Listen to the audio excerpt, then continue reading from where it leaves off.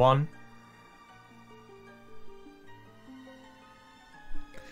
Alright, welcome to Skyward Sword. So, I guess we're gonna use SpeedCon, RC for short, for file name. So the file name actually matters, because the longer it is, the longer time it takes, so yeah. So, I guess we can just straight up start the round, so let's just start in 3, 2, 1, go. Whoa. So yeah, also nice. My co-commentator, say hi. Hi, I'm Thor. I'll be commentating this. I run Skyward Sword as well, but I have no clue of this category. I mean, there are a lot of yeah. things that also appear in different categories. So the first thing that's really important is we're gonna talk to this guy. Again, this is very important. So read carefully what he says. No, actually we just care about the flag he sets. Yeah, basically what you saw there in the beginning is we can skip cutscenes because we are playing on hero mode. That has actually multiple advantages. Not only can we skip cutscenes, but this also allows us for an upgraded Skyward Strike, which you will see later on, but it also allows us to take double damage. Now, you might ask, why is taking double damage so useful?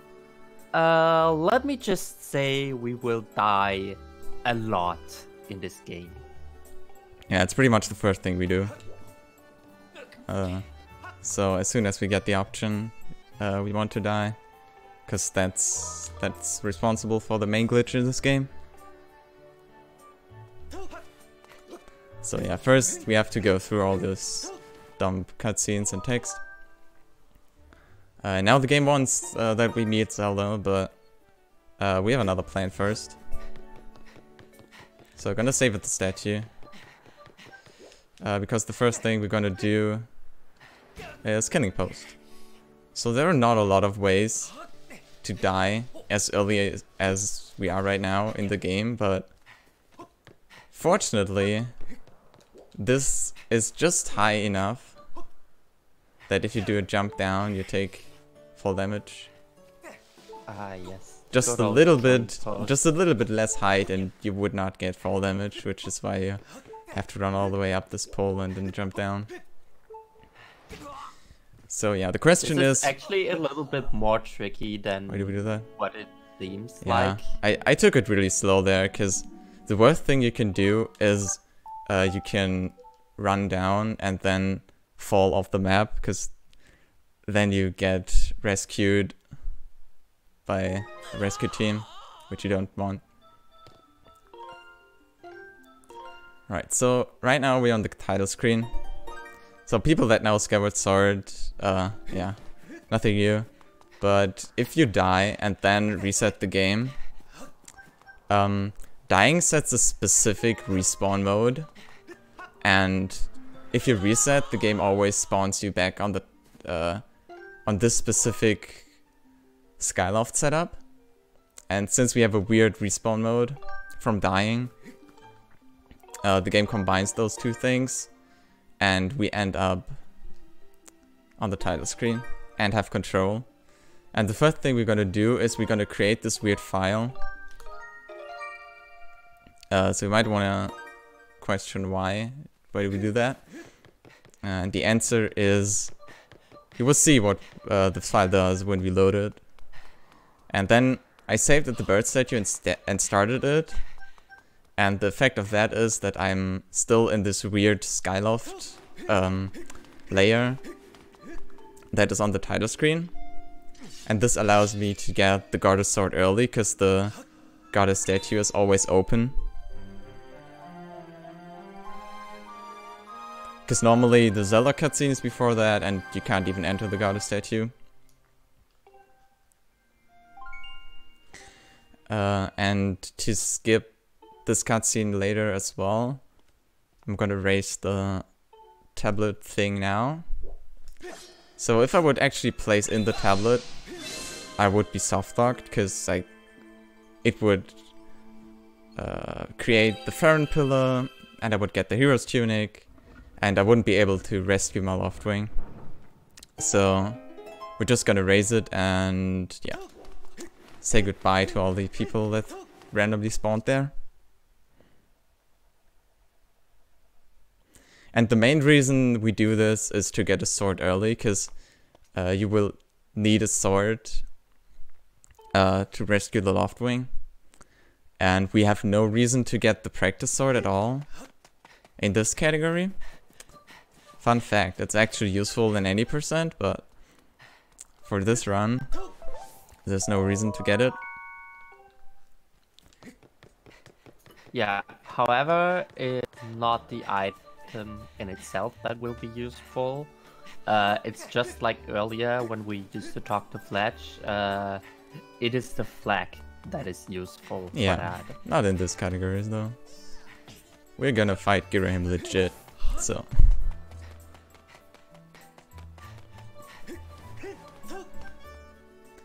Alright, gonna go through a bunch of cutscenes. Yeah, now you see the blessing of the emote. Yeah. Yeah. If we would not play on here. Skyloft is the worst part of normal mode, honestly. Like, yeah, the other cutscenes aren't that bad, they're not that long, but on Skyloft you have a lot of cutscenes that are multiple minutes long. You have alone, I don't know, 6 or 7 minutes of intro cutscene. Yeah, that as well. I think the intro cutscene in this game is longer than the intro cutscene in any other 3D Zelda. Probably. I mean, there are multiple cutscenes. I mean, it's also nice that you can just hold down the 2 button in this game to skip cutscenes. You don't have to mash it. Because at the beginning there are like 4 cutscenes. And you all have to skip them individually. Just in case you really want to watch one of them. Even in hero mode. I mean, it's possible. You never know.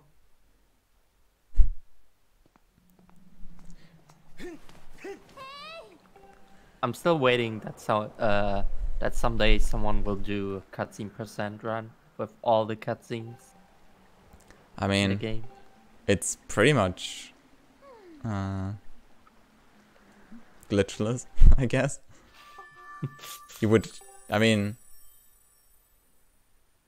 what are the cutscenes you can still skip? I mean, Imprisoned 1 and Lake Floria, there are some cutscenes you always skip. Oh yeah, the Great Tree intro cutscene. Oh boy. I don't think anybody has ever seen that. But yeah, it's a cutscene that exists. So basically the only things we want to do on Skyloft is to leave it as fast as possible. But we still need the Loftwing. Because, I mean, otherwise we can't leave Skyloft. Because now we have to unlock the ability to call a Loftwing. And also this sets the sky to be in the state of the Loftwing tutorial. Which is actually really important. So this tutorial has a nice side effect that it doesn't crash back in time. But it has a problem that you can't escape it. Like, there's its barrier here. And you just can't fly through that. But no spoilers. How are we gonna deal with that later? So, yeah. You just need to wait a little bit for that here to end. So yeah, I guess this is no spoiler what I'm saying. We will see this tutorial again. Oh yeah. So, we're gonna save and quit here. I'm not... So there is actually a 2-frame window after this text box that you can do... that's not what I wanted. Where you can do a side up out of a dialogue trigger. But I'm not going for that. So this is the effect of the corrupt file. So the corrupt file, since you've deleted it, everything is set to 0. Also the amount of hearts you have. So if you load it, you just die immediately. And if you would continue and not reset, then the game would crash because it doesn't have a proper respawn position set. Alright, and now we're gonna back up this file. This is the most important file in the game, in the run. Triumph in the Wing Ceremony. Oh yeah, this file is... Also, by bonking the tree, I load in the files from file 1. I mean, file 2 I guess, but they're the same file. So, it opens up the academy gates because they're open on file 1. And they're all saved on Skyloft. I hope this worked. So this is a reverse bit warp. What I just did was starting the file and then entering the goddess statue. So that I basically override the entry that the game wants to start me in with the entrance of the goddess statue. So I think we could take some time and talk about the category, because Oh yeah. all dungeons. You might remember our harp race from last year. I think we probably said something like this game will never be broken or something like that. Yeah, I think we were a little bit wrong about that, because just shortly after we have basically found the holy grail of this game. Yeah, so what Flo wants to say is we can skip dungeons now. And because the dungeons are pretty cool in this game, there was a category created that would defeat all the dungeons. Now you might ask, how is a dungeon defined? Basically you just need to hit the crest at the ending, but the problem is that Lennar Mining Facility and Skykeep don't work with that. So for Lennar Mining Facility, you have to hit... you have to open the door after the boss, and for Skykeep, you have to get all of the Triforce pieces. I agree, by the way. Earth Temple is bad. Don't add me. Yeah. Unfortunately, it's not one of the dungeons we can skip, so... And since this is our dungeon, we have to do it anyway. But yeah, the thing about all dungeons is that they're, like, from a routing perspective, it's really interesting. Because this game has a lot of interesting glitches, but some of the skips we need to use to get to the dungeons faster require specific file setups. And the problem is, we need a run file, which is file 1. And then we need file 2 to be saved where it is right now. And then we have one free slot where we can put whatever file we want. It doesn't matter what it is, but the problem is, for this category, we really would like to have 5 or 6 files in total, because that would actually speed up the category. Because we would like to have more backup files. Also, what I do here is called Phi text skip. If you jump off your loft wing before the Phi text around this huge pillar, it won't trigger while you're falling in the air, and you can still reach the pillar. So, yeah, nobody wants to listen to Phi anyway. We do that often enough. Yeah. Still. Unfortunately, this is like the most boring part of the one, I would say. Because there's nothing really happening. Oh yeah, by the way, we skipped the save cloth. and it still shows up when you fall down. Yeah. Because the Wondering game, where you got that from. yeah, the game never really, I mean, the game never obviously intended for you to not have the save cloth. But yeah, but that does mean that I can't reduce my fall damage here. But we want to be on low health anyway, so that's not that bad. Yeah, you want to avoid those Dekubabas though, because yeah, you can actually skip one of the two fall damages by side hopping, but you need to be careful that you skip at least taking damage from two of those Tekubabas, because otherwise you have to die, and that would cost a little bit of time. Yeah. Also, you can skip this fight text, but it's really dumb and wastes a minute or so. So, yeah. There's no reason to do it. Also, shoutouts to Fi still explaining dowsing even if you select no. Yeah. Also, I hope you like the Zelda dowsing symbol, because we will keep it for the rest of the run. There's a lot of things you need to get used to. Also, even though Fi explained how you can change the interface options, yeah, we're not gonna do that because it would cost time.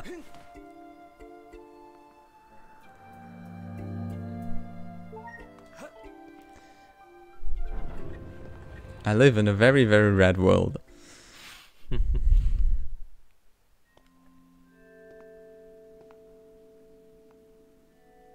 Yeah. Alright. Yeah, who's Now ready for a lot of text? First... More text coming up. Yeah, first we gotta get this potion. The potion is not really the important part is the bottle. Also, by doing this side up, you skip the fade-in animation. Saves a little bit.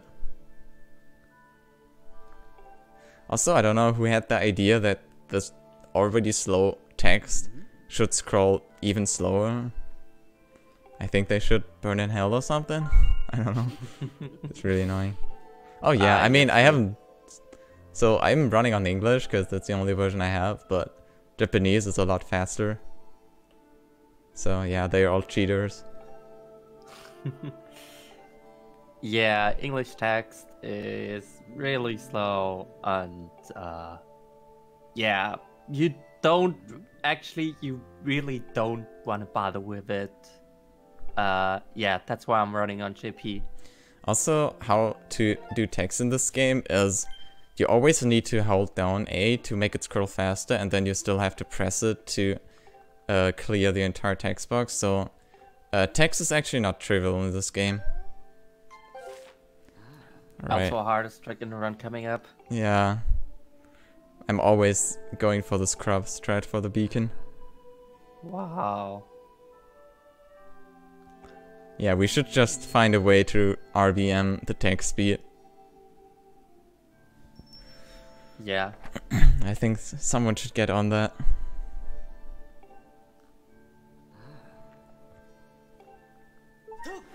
If you could somehow make the text scroll faster, I think it wouldn't really matter how much time it would take. It would probably still be faster.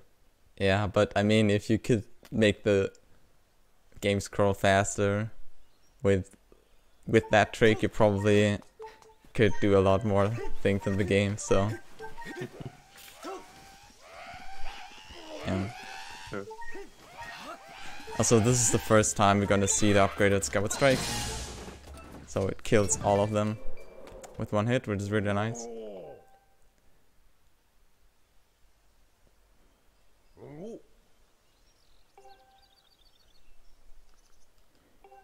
Oh yeah, also what you saw there was an interesting visual glitch. Which is, if you...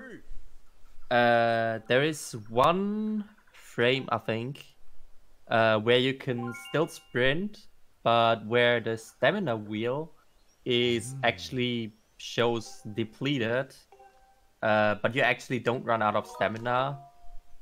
So the stamina wheel actually looks depleted, but you're actually not out of stamina. Yeah, Just I've always been told it's if you visual do a glitch. first run roll after like a cutscene where you ran out of stamina, but the cutscene refreshes your stamina or something. But I get that way too often for it to be frame perfect, so I don't know.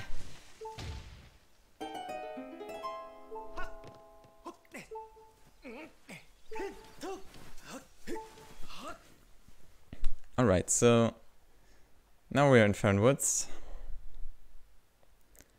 And the main goal here is to get the slingshot, because the important part about the slingshot is that it unlocks the item wheel so that we can get other items as well.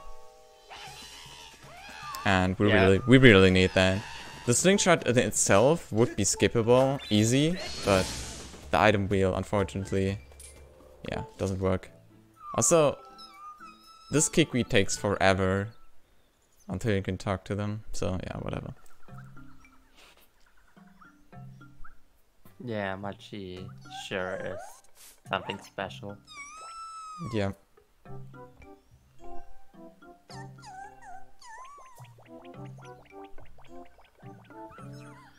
Would now therefore be an appropriate moment to remind our wonderful audience, at least you all, about who we're like the cause of for SpeedCon? Yeah, now is the perfect time to speak. Well, excellent. So yeah, I would just like to remind that all donations made during SpeedCon 2020 will be going towards Save the Children. So specifically, it will be going towards their division on the response on the COVID-19 pandemic. And for instance, your donation will help make sure schools and community programs have the support they need to keep feeding vulnerable children during the pandemic, as well as to provide age-appropriate books, learning activities, games, and toys to children whose schools are closed in some of rural America and the world's poorest communities. So it's really a great cause to donate towards, and really can help make the world a better place in that sense. And as I said, you are a wonderful audience, so I'm sure we can raise a lot for them. Really, it's wonderful. Thank you. Thanks for that. So right now, what I'm doing right now is I'm backing up file 1. So I talked earlier about how some of the tricks require a very specific file setup. So one trick I will do later requires this very specific file setup. So yeah. Alright, so I just copied remember. file 1 to file 3. So we have a backup of that. And now while I'm here, I'm gonna open up the Farron trial. And you might be thinking, where am I going? But actually this is like the trick that really got this game going. And it's called reverse bit magic. So what I did there is I cut the logs before the cave, but I started file 1 before that. So what this does is it sets the flag that the things are cut. Alright, also nice bonk. This is just to activate this rope early. Yeah, but this set the flag that these ropes are cut. But the interesting part is that it sets them on the current C flag array. And if I start file 1 before, this is like I'm in Farron right now. So the flag gets set in the context of Farron. And it means something totally different there. So as I said, this opens up the trial. Unfortunately, the trial cannot spawn until you actually have the song Pharaoh's Courage. So even though the trial is set to be open, it can't spawn at the moment. Yeah, this is some fun stuff that has to do with layers. Yay! Yeah. Shoutouts to layers, by the way. Those are one of the things that every glitch hunter in this game hates. Yeah, so to explain how layers, like a brief set of, like a brief introduction of layers is, they're just alternate area setups so that the game can load different actors for each map. So right now we are on layer 1 in Farron, and it has all the Kikris loaded. So if you would enter Farron it in layer 2, the Kikris wouldn't be there. And if you enter it in layer 3, then the trial can spawn. And the way the game determines what layer to load is through story flags. And it just so happens that the story flag for having Pharaoh's Courage sets the layer to 3. And that's the only layer the trial can actually spawn on.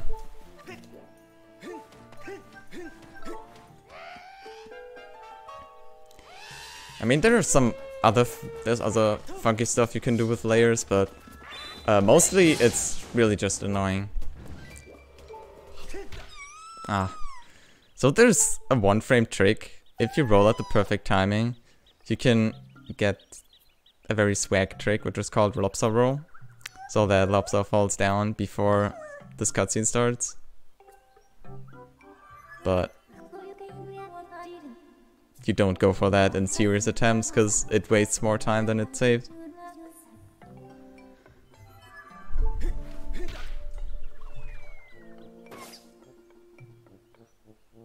Yeah, it's basically it loses more time than it actually gets you, and yeah, it doesn't even save.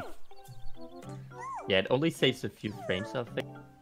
Yeah, something like that, and it wastes 3 seconds if you miss it, so it's just totally a swag strat. But it's a marathon, you gotta go for it. I mean, there's like no way you can't go for that. Alright. We still gotta go.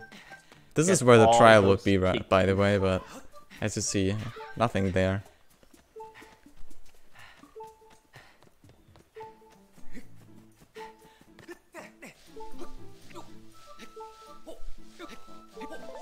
So yeah, we've got a Kikwi coming up here that is very interesting because he's got a very interesting move pattern. That is interesting. So I missed it. Apparently I cut the grass in the wrong way, but that's fine. So if you cut the grass in the correct way, the Kikwi doesn't move at all. Which is nice, but... That was interesting. Yeah. And weird. Oh yeah, also this poor guy thinks the Elder is the master of camouflage and hides like nothing else, but I don't know what to tell them. Not a master of camouflage. Yeah, I mean, just because we haven't talked to him. So casually you're supposed to talk to the Kikwi Elder first, because he will give you the dowsing option for the Kikwi, so you can find them easier, but since you don't have to talk to him, and you can find all the Kikwis without it, we can just skip that conversation, just casually. Because, I mean, we already know where they all are. Yeah, who needs dowsing?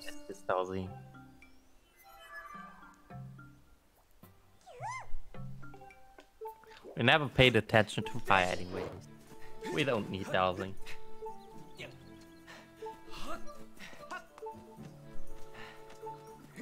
Pizza's good. Yeah, probably also on the pizza side. I don't know.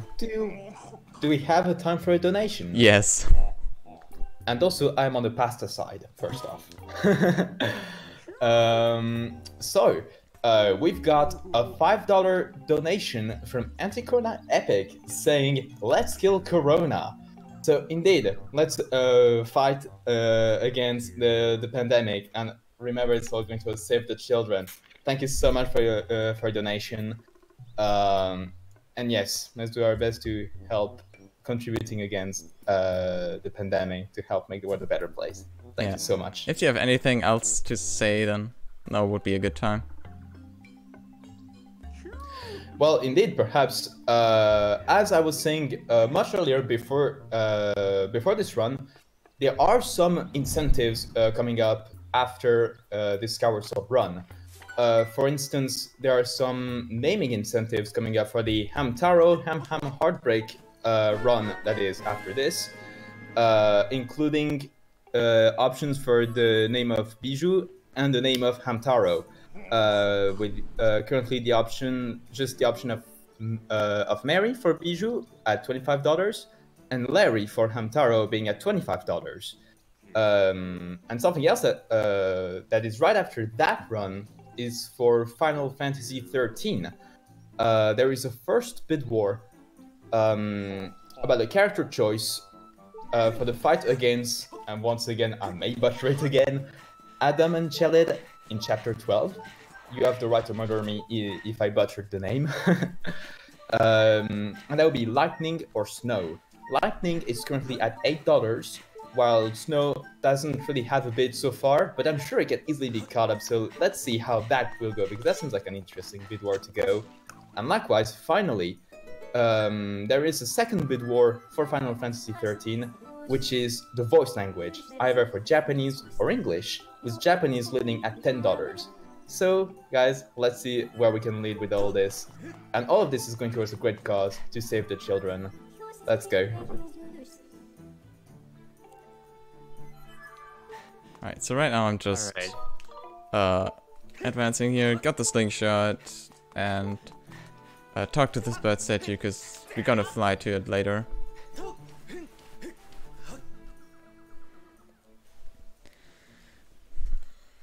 Alright, also I have to disappoint everyone that wants to see Extending Blow because I have not learned that yet.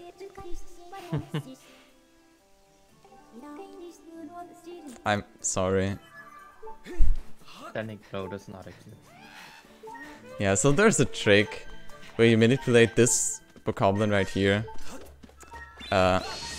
And you can do a final blow on him just as he dies on the edge. So the game zeroes out all of the bokoblin stuff.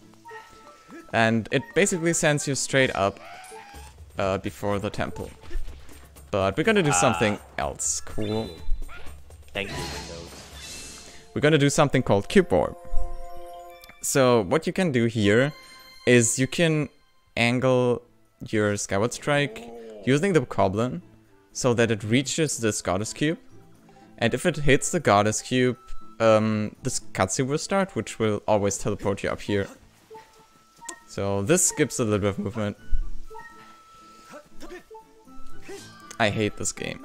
So this would have been fight hex skip if I didn't mess it up. This is just wasted time. But I just jump slashed too late. Ah, yeah, that sucks. Yeah. This is way too long for no reason.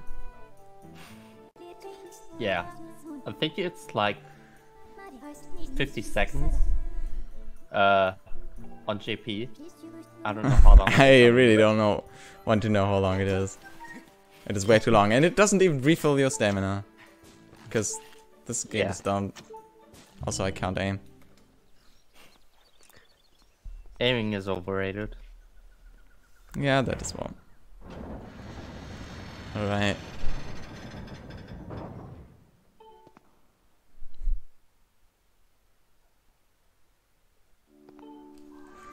Alright.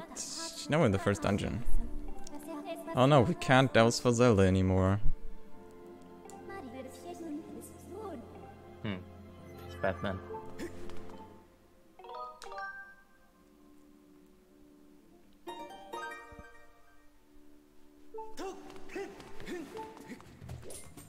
Yeah. Right. Alright, now you will see us performing Back in time once again, but in Back in Time we will actually perform something we haven't seen yet, which is called Bit Warp. A bit warp is basically you've seen lepelog talk earlier about reverse bit warp. Now a bit warp. If we start and save a file at the same time in Back in Time, then the game will apply the coordinates we saved that in Back in Time. It will apply those coordinates to the map we saved that in the file, which is Skyview Temple. So it will set the coordinates from the Upper Academy statue where we saved that to the Skyview Temple map, which is conveniently in this room. Yeah, which just puts us here. I also bit saved file 2, so I just saved it, so it is saved at the bird statue, which is actually pretty important, because otherwise it would load me in before the wing ceremony, without a chance to get out of it. And I have forgotten that before, which is just a huge waste of time. So, but the problem with this bit warp is, it's actually good, but the main room where we load in is unloaded. So pretty much all of the actors are missing, which allows us to get here early. Because normally there is a gate that blocks this shortcut. Do not have to destroy the wooden crates? No, in this category, you don't do anything. Okay. On Skyview. Because I still have... The only reason you do that in 80% is because you copy the file. And I already have file 2... file 3 saved somewhere else, so I can't copy over that. And it just doesn't work out for routing wise. Alright. Mini boss fight. So this is one of the reasons to get the shield. It's just very convenient. Because you can shield bash and make it a very fast fight.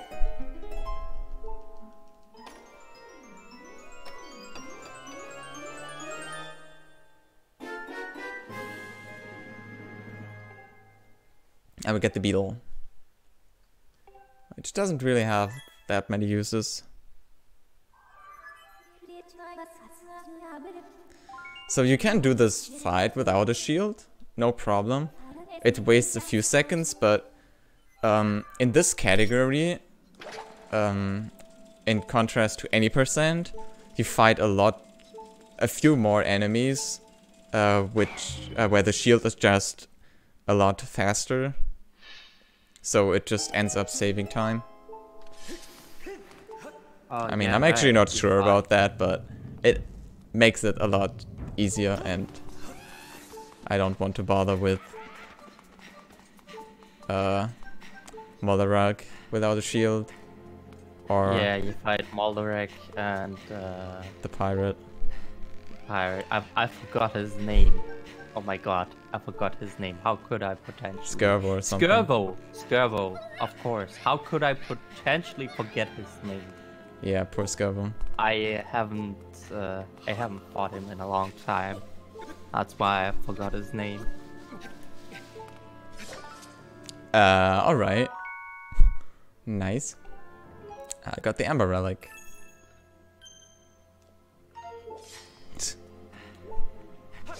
Cool. I've never gotten that before. Nice. Alright, Cool. Now it's time for wine swinging fun.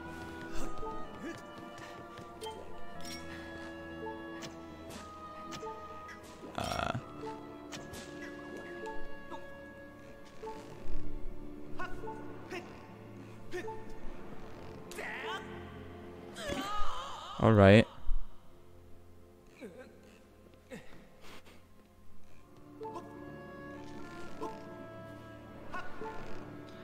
Shoutouts to Exodasher, by the way, who made a tutorial on these mines, which apparently you did not watch.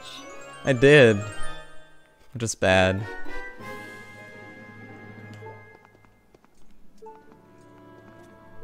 Skyward Sword is the only game which needs a tutorial on vines. Yeah. I mean, if it Just works. let that sink in. Just let that sink in and think of it what you want. Wines are weird in this game, but could be worse. Yeah.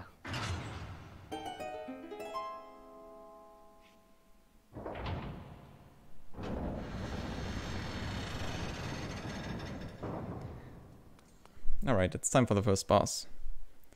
So in any percent, you actually skip this boss. But this requires the practice sword, so which we don't get.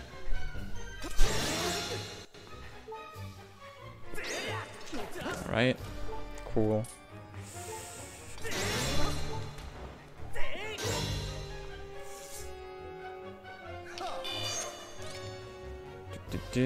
I try to stun him as fast as possible. Alright, it worked. Cool. Alright, that's a good attack, because you can hit him a bunch with that.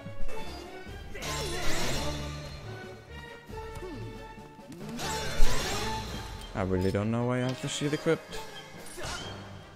It's faster to not use the shield in this fight.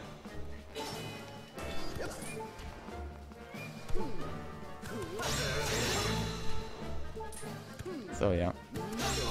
Unfortunately, all the patterns are RNG, so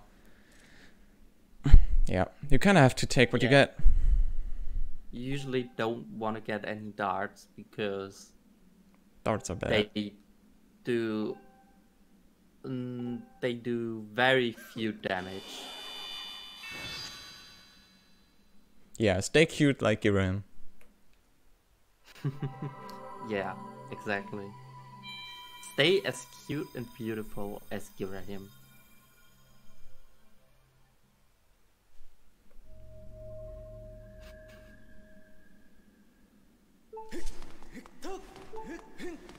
Alright. Don't really care about the heart container.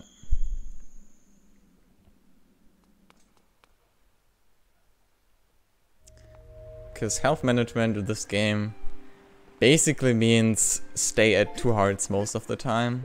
So don't really want anything that refills your health. Sometimes you do want that, but this is not one of those cases.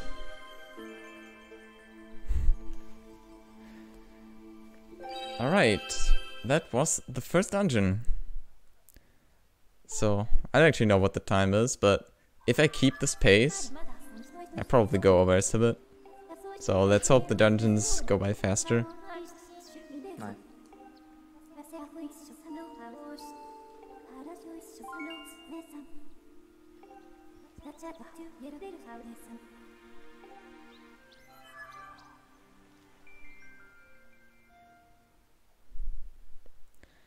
Alright.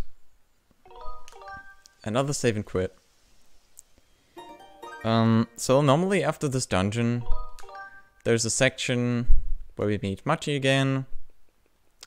And then we can return into the sky. But we really don't want to do that. Because, one thing, there's one problem.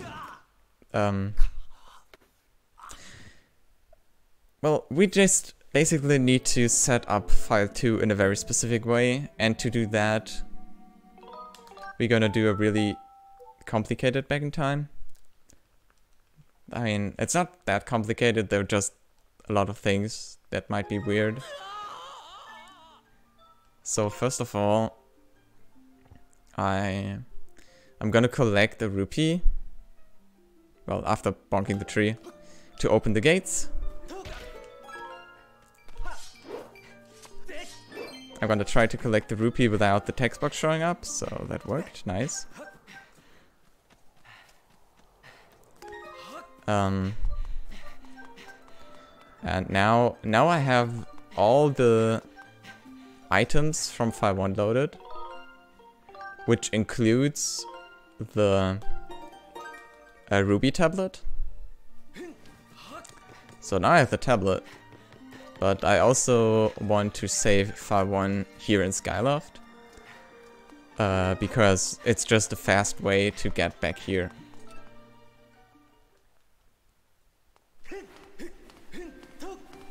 Alright. And now I can put in the Ruby tablet. And now we're gonna do another, this is another use of reverse bit magic, but this time we're gonna apply a story flag.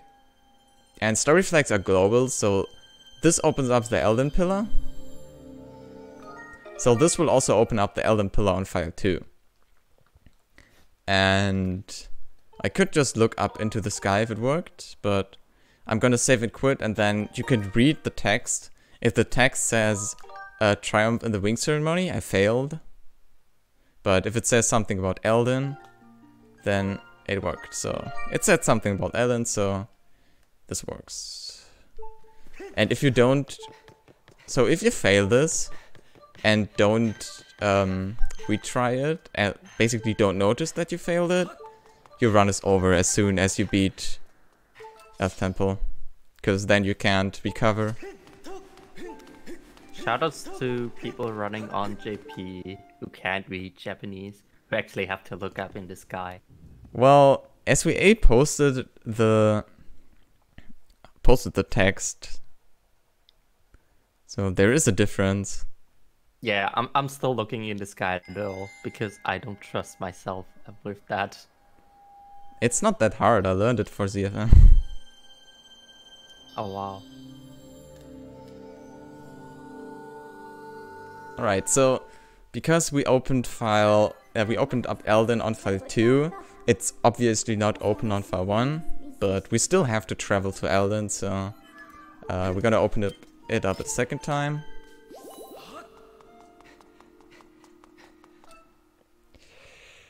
And now we can go there. So this is a convenient use of the revitalizing potion, because it heals us full. And we're gonna need to take 4 hearts of damage soon. And we also need to empty the bottle at some point. Because even though, I mean, the potion is kinda nice, but water is even better, so remember to stay hydrated. Yes, stay hydrated, chat. And yeah, I think that would also be a great time for Pikachu to tell us a little bit again. I have been summoned. Indeed. So for all of those of you at home, remember that everything donated during SpeedCon 2020 will be going towards Save the Children. And during, this difficult period of the pandemic, they really are doing great deeds in order to help make the world a better place. One such example, for instance, is, in Mexico, Save the Children is handing out hygiene kits to vulnerable families, including soap, hand sanitizers, as well as essential information on how to stay healthy and stay protected from the coronavirus. And they do so likewise for many other countries, and they implement measures worldwide. So they really are a great cause to donate for. So definitely get those donations in. Alright. So this is another bit warp, and if I did it correctly, it will put me right in a goddess cube, which will push me out of bounds, and I'm gonna go into the loading zone to the cave here. And since I don't have the safe slot, I need to take the damage. And the fastest way to take damage is to do the jump slash, because otherwise Link does the little he gets hurt animation, and we don't really want that. And then we're gonna fight for the gigabits. another demonstration of the Skyward track as it is in hero mode. Yeah. So I did not get all of them.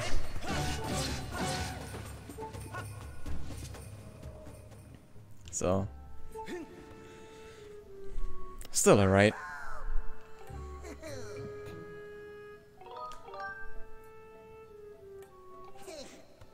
Also, this Mogma is really mad if you select rupees. So gotta select a way forward.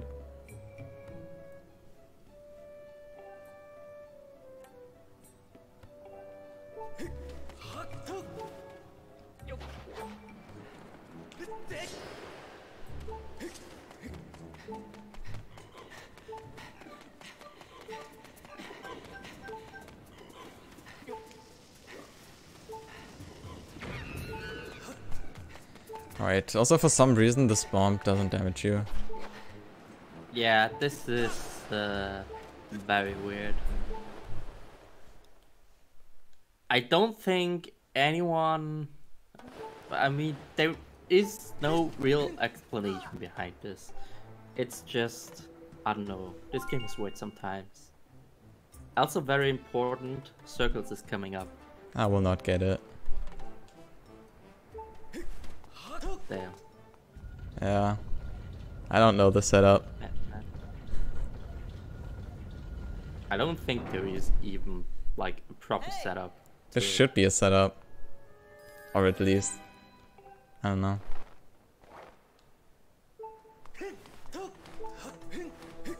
No circles run invalid. Alright, now it's time for a little bit of shenanigans. So, yeah, for those that don't know, Circles is another one of those swag tricks where if you roll at a specific angle in that cutscene where we talk to Impa, then the game does not know where to put Link, and then Link just runs around in circles, which is why we call this trick Circles. Very creative, I know.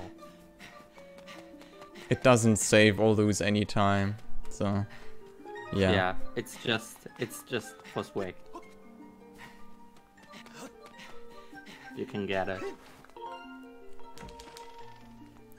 Alright, so now the first time we're gonna enter Night Skyloft. So the unfortunate thing about Back in Time is that it crashes a lot, but fortunately there are certain things that don't crash. So if I would go out with file 1, the game would crash, but file 2 is still an early game file, so going out with that file is fine.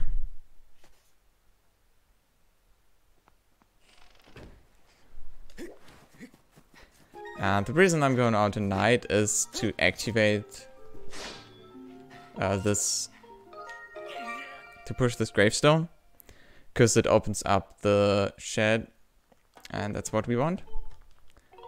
But we're not done yet with Back in Time. So this did something very interesting to Elden, and you will see in a second.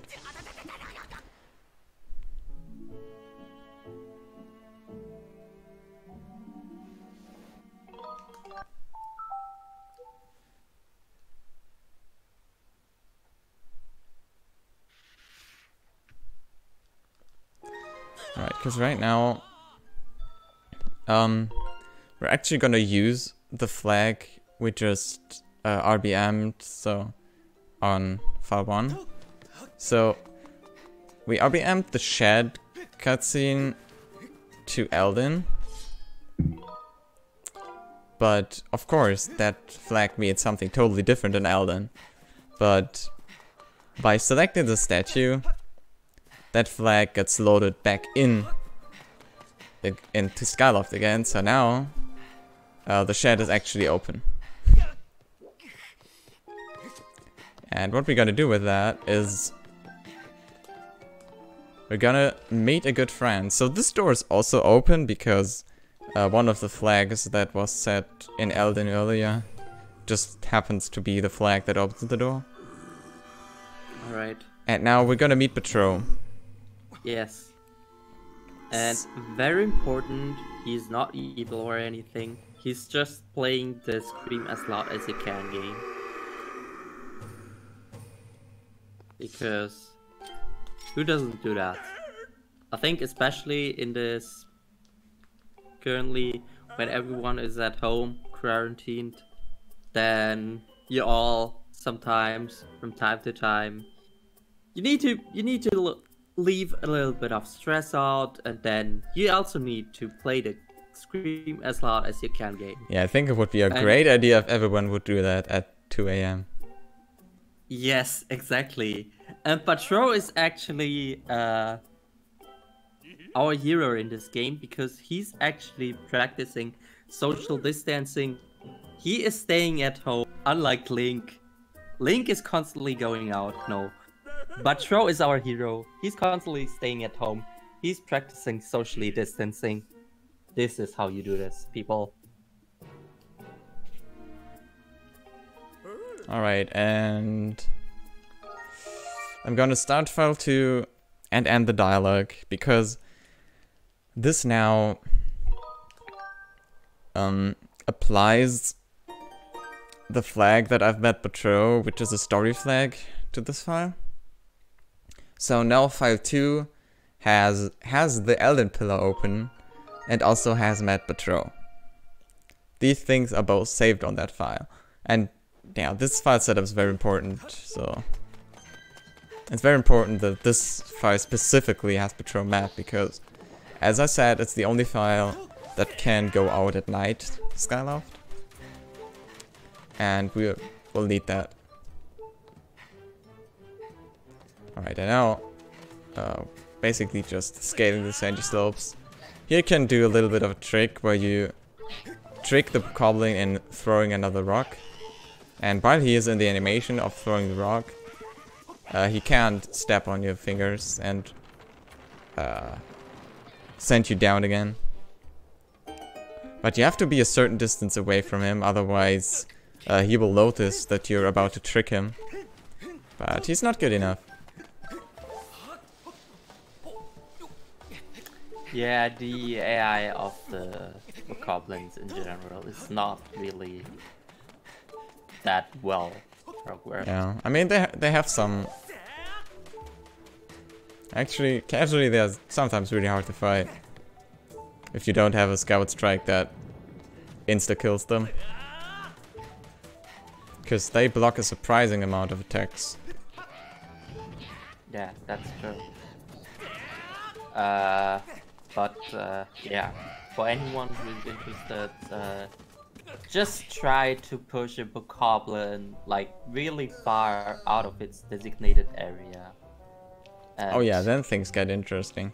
Then the AI basically goes complete bonkers. Yep. Also, you might notice something is strange here, because they're talking about some door where the key got stolen. Something. I don't know what door they're talking about. Yeah, same. I don't see anything wrong. So yeah, if you were wondering why that, where that back in time was, where I was pushing the gravestone to open the shed, this is what it did. It basically opens up a temple.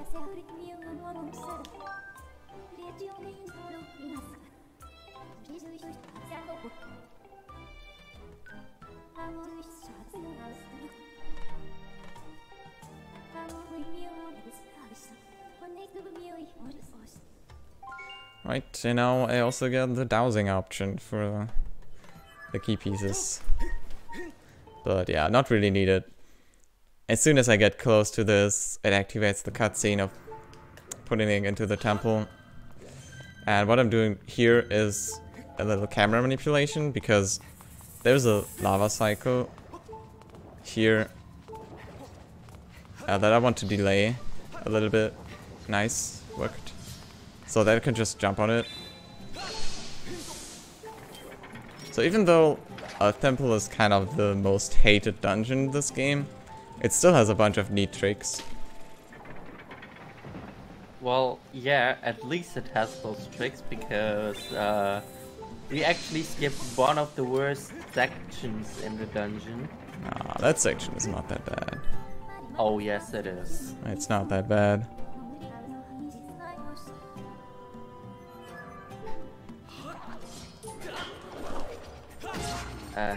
Yeah. However, this dungeon still has... Alright. This guy does not want to cooperate. Alright, I'm just gonna kill him. Normally, I let him stay alive, because there's no real reason, but for some reason this did not work out at all. Yeah. Alright.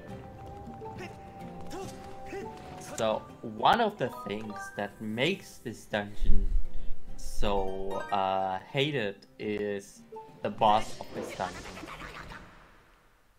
Yeah, which but you will see later on why.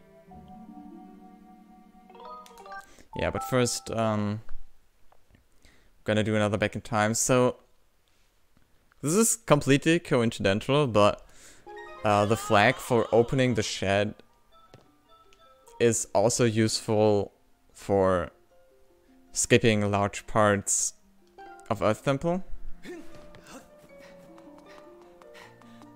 So I'm just gonna do the same RBM you saw earlier again. But this time it will also have another neat side effect, which we will hopefully notice. So, yeah, a little bit later. Would now therefore be a good moment to read a donation? Yeah. Awesome. We've got $5 from, once again, Anti-Corona Epic, who says, Anti-Corona measures, sorry, but I need Xeno in English. So this is in reference to the Xenoblade Chronicles bid war that is currently going on. So, because there is a bid war for the voice language between English and Japanese. And so, at this point, right now, let me just check the current standing is $15 for English and $5 for Japanese. So for me, I'm gonna set my opinion. I normally would have said Japanese, but in this case, for English, that would mean we would miss rhyme time. So yeah, I fully support that decision of going with English. Right. But yeah, thank you so much for your donation. Alright, I tried to do a skip here, but it didn't work. So, yeah. You can skip the Magma text by jumping over this, by jumping over there and then going on this little bit out of bounds thing. It's not too bad because I need to die anyway later, but it's a waste a bit of time. And we now have to listen to this guy telling stuff that I don't really care about.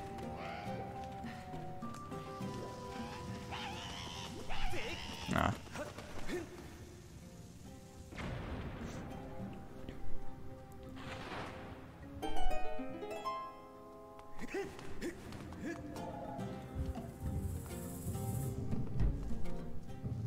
But what we do care about is bombs. These bombs are pretty useful. Mainly for killing Link.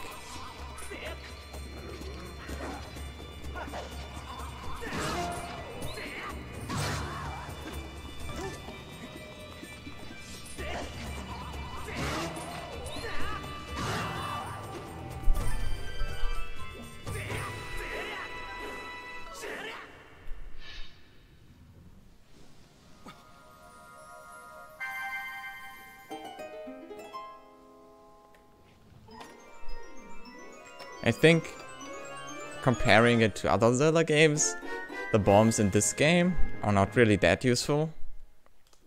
Because as I said, they're mostly just used to kill Link, and usually there are other ways to do it, but in other Zelda games you can use bombs to boost yourself or do even crazier things, but yeah, in this game it's pretty much just for damage.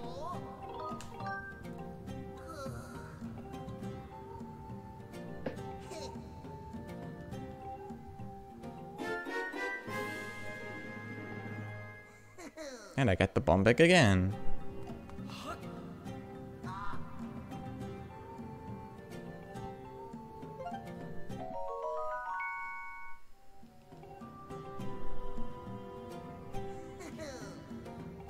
Yay, got the bomb back. Yeah, interesting. He tells us to not blow ourselves up. Yeah. Oh well. That Wait. won't quite work out.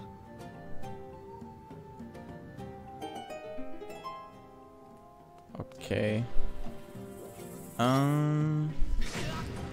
For some reason the bridge is not up. It normally should be up since I already died, but probably didn't commit it. Yeah, that's probably it. Yeah, that makes sense, I guess. So I just need to reload the area.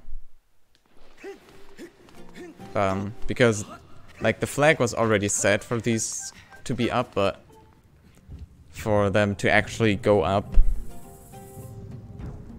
I need to reload the area. Just have to remember to grab more bombs. So this is fine. So this boulder rolling section, you could cheese the second part by just going like a little bit in.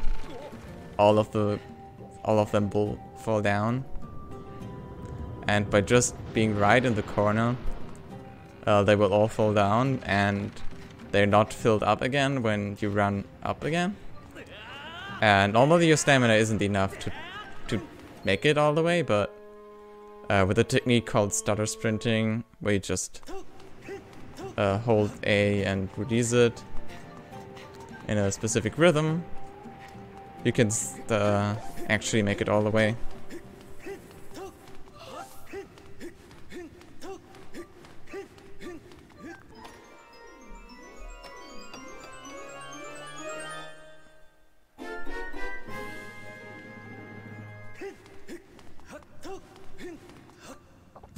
Right, gotta get the boss key.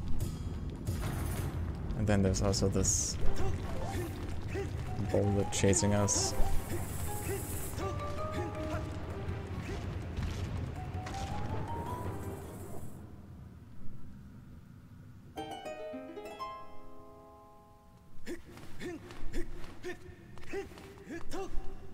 Yeah, now we're gonna be facing the worst boss of this game. Yep. You might have already caught a slight glimpse of him.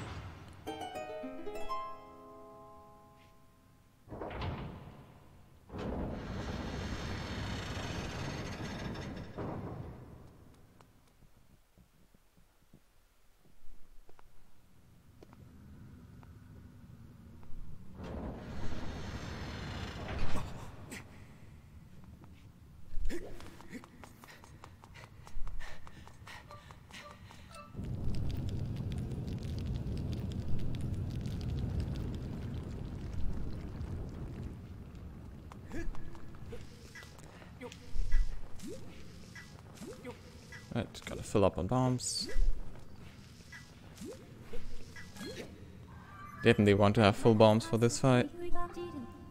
Yeah. Just in case. Because refilling bombs during the fight is really bad.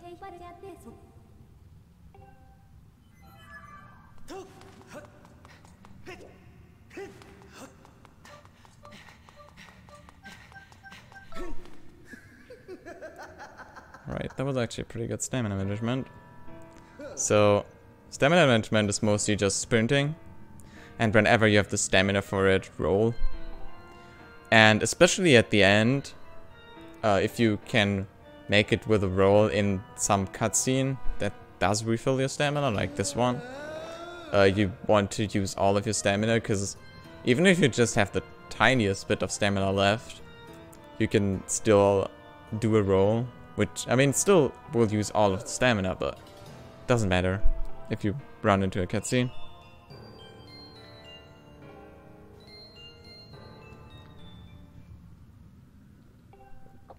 Alright. And after talking is over, gonna face the boss. Alright, let me keep going. Wait. I have.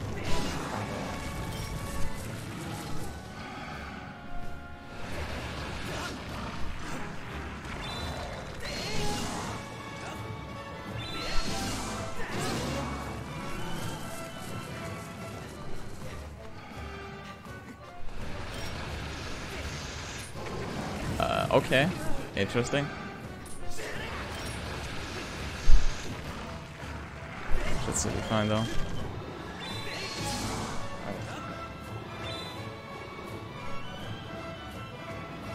Ah, he just did not want to go to the side. So yeah, just gotta take this.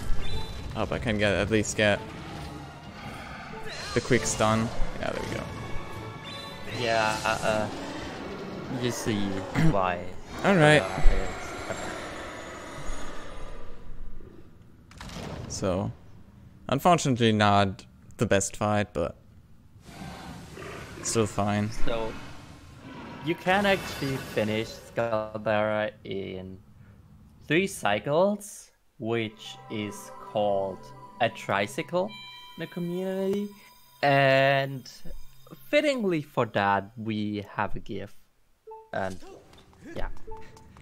It's very important. Yes, it's very important. It's too great to not to share it.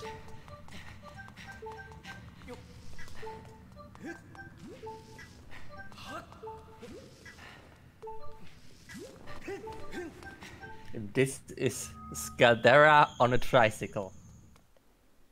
Yep. Very important. Crucial to the run. Yes.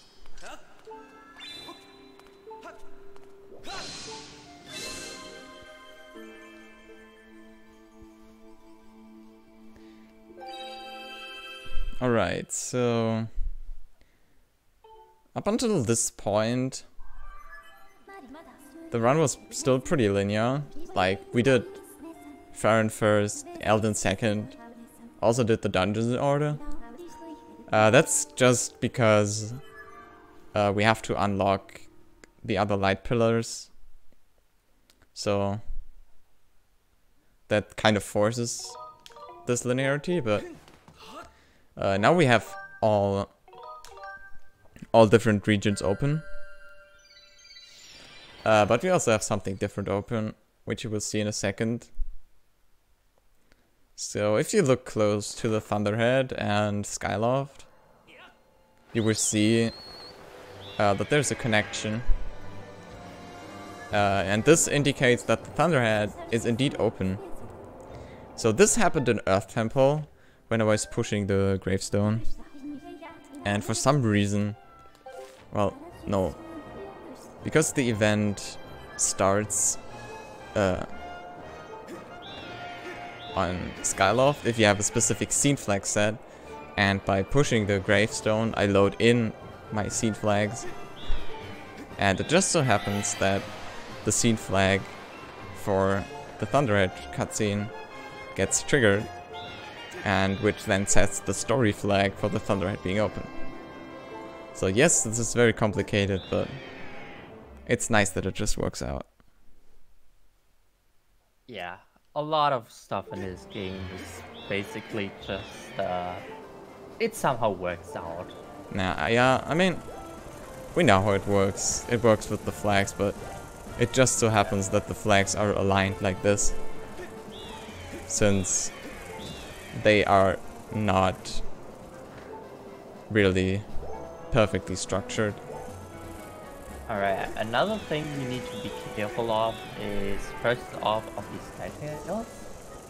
Yep. They can be pretty annoying sometimes, and yes, they can actually kill you. Yeah, they're weird. Sometimes they attack you, sometimes they don't.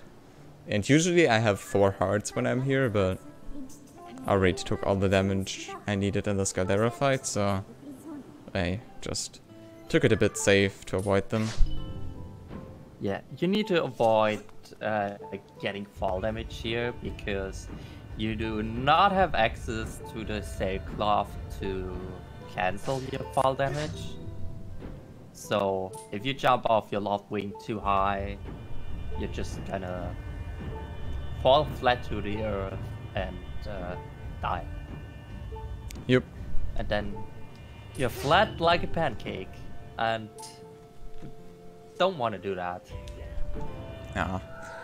There's actually a cutscene skip you can do here if you hop out of it at the perfect time, but it's precise and basically just luck if you get it or not.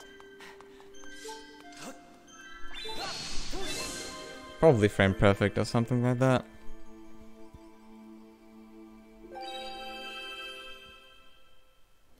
Alright, so now we get the first song, which is Pharaoh's Courage.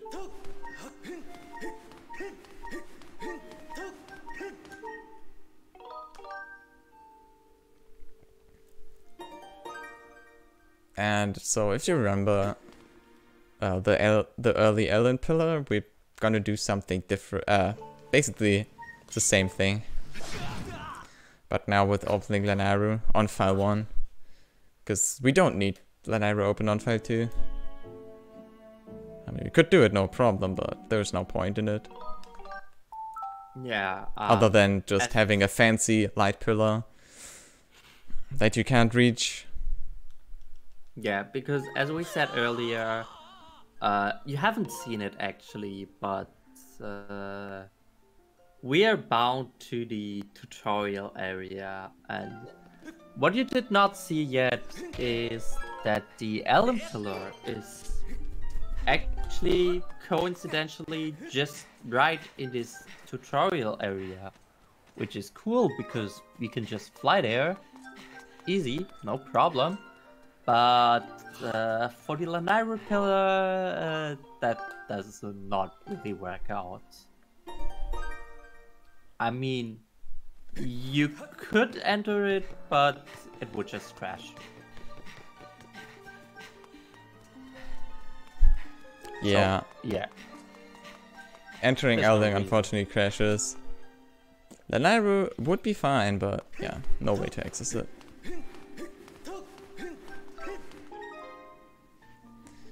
And this is not important to do in Back in Time. It's just a little bit of time save, because we can skip some fight tags, we can skip some movement. But yeah. Other than that, it's just that we don't have to fly back all the way from the Isle of Songs. Alright, and now we have all 3 pillars open on file 1. I'm not gonna check it. If I failed it, then whatever. Gonna eat the time loss. Alright, and now it's time for more interesting stuff. So, as Flo already spoiled, we can do some funny stuff in the sky in Back in Time.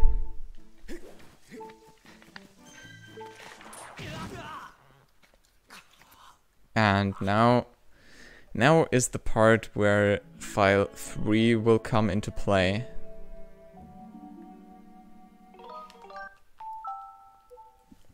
And I would try to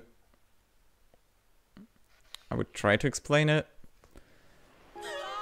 Try to explain everything, but yeah. I may or may not be able to do that. So first of all, I'm gonna save file 2, and what saving does, it loads the story flags of that file into Back in Time.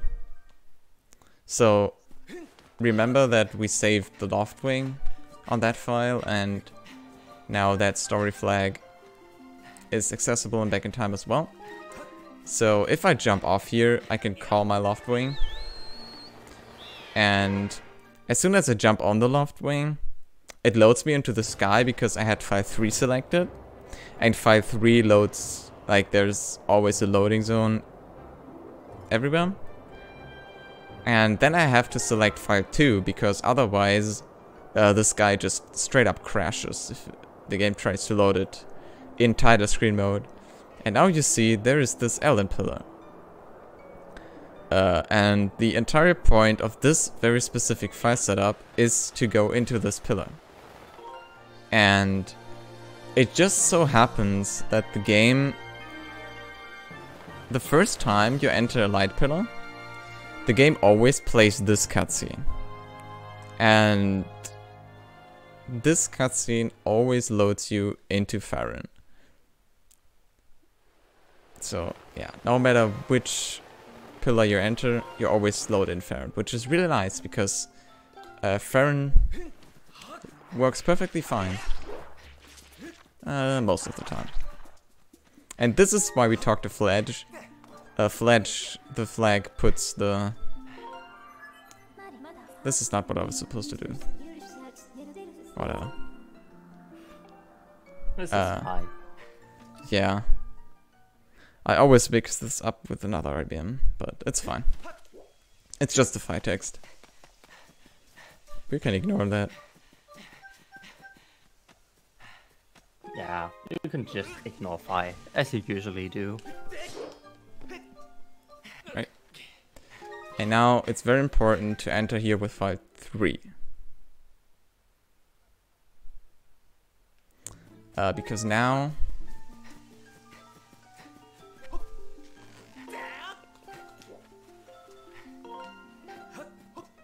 that was close. I almost picked up the Amber Relic.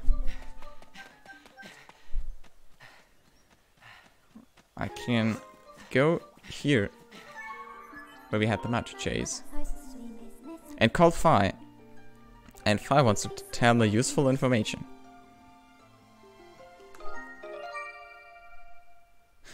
And by starting file 1 and closing the text box at the same time, it will set a flag from Farron Woods to Skyloft. And that's pretty important.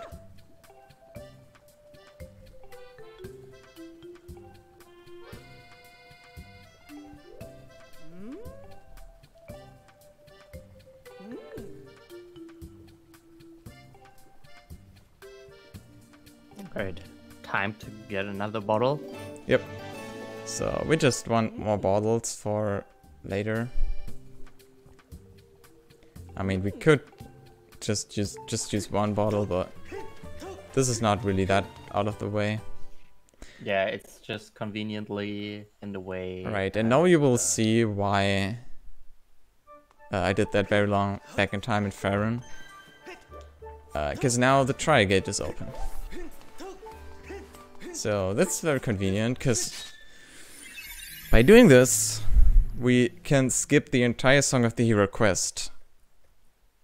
Because, yeah, the only thing that's required to enter Sky Keep is the Stone of Trials.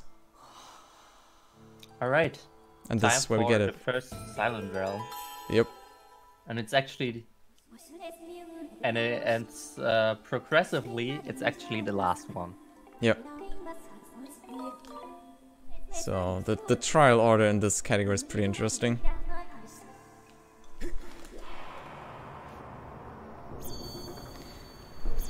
So, yeah. In the trials, you have to collect all the tiers and make it back to the entrance. This is not gonna work. This actually results in Phi not taxing us all too much about all this stuff. Yeah. Just the usual, if you want so. Yep. The trials are really cool because it's all about your movement, and there are a lot of stamina refills because all of the tiers refill your stamina. So it's really about optimizing stamina and still rolling as much as you can into the next refill. Yeah, this is probably one of the more interesting and definitely intense Silent Realms. Because there are quite some things where you gotta be careful. For example, that Watcher. Yeah, I was a little bit slow, so I have to wait for this guy. I should have just stepped into it, to be honest. That was not worth the wait at all. Damn. Whatever. Alright, it's... Yeah, this is also just, this happens.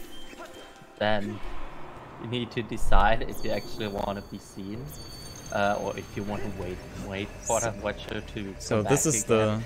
the Jesus section, because we're just gonna walk on the waking water. Yes. Because in the Silent Realm, the water is solid. Yeah, that's just something. Solid water. It just casually happens. Because in this game, everything is possible. Also, we've got another Nice. close.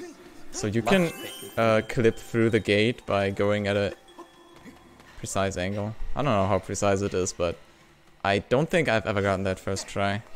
So that looked really easy and clean, but trust me, Yeah. I usually take like 10 attempts to get it. So I usually give up after 10 attempts. yeah, that's also an option. It just skips a little bit of walking around. Alright, and that was the first trial. That was pretty good. When climbing up that tower, you're also going to be careful to not be seen by the Watcher, because there is a guardian right on top of the flight tower, and when you get seen by the Watcher, it is hard to avoid the guardian on the ladder. That was interesting, but I mean, I made it back. Okay. Yeah, I tried to. Sure. I tried to just drop down one level, because then Link doesn't get hurt. Even though you don't have hearts in this mode, you still get the Link gets hurt animation if you fall from a great height. So I just tried to drop down one level and then roll into the circle. Also, Fi congratulates us on beating all the trials. Cool. Beating all the trials. Easy. Yep.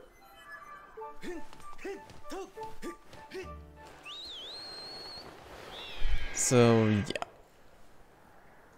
Even though we have the Stone of Trials already, we're not gonna do Skykeep right now, because we just don't have the necessary items to do it.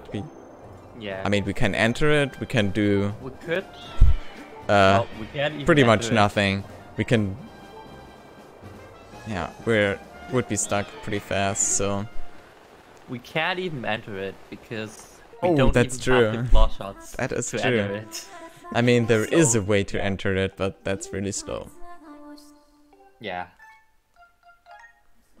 Alright, and now this bird statue we activated comes into play.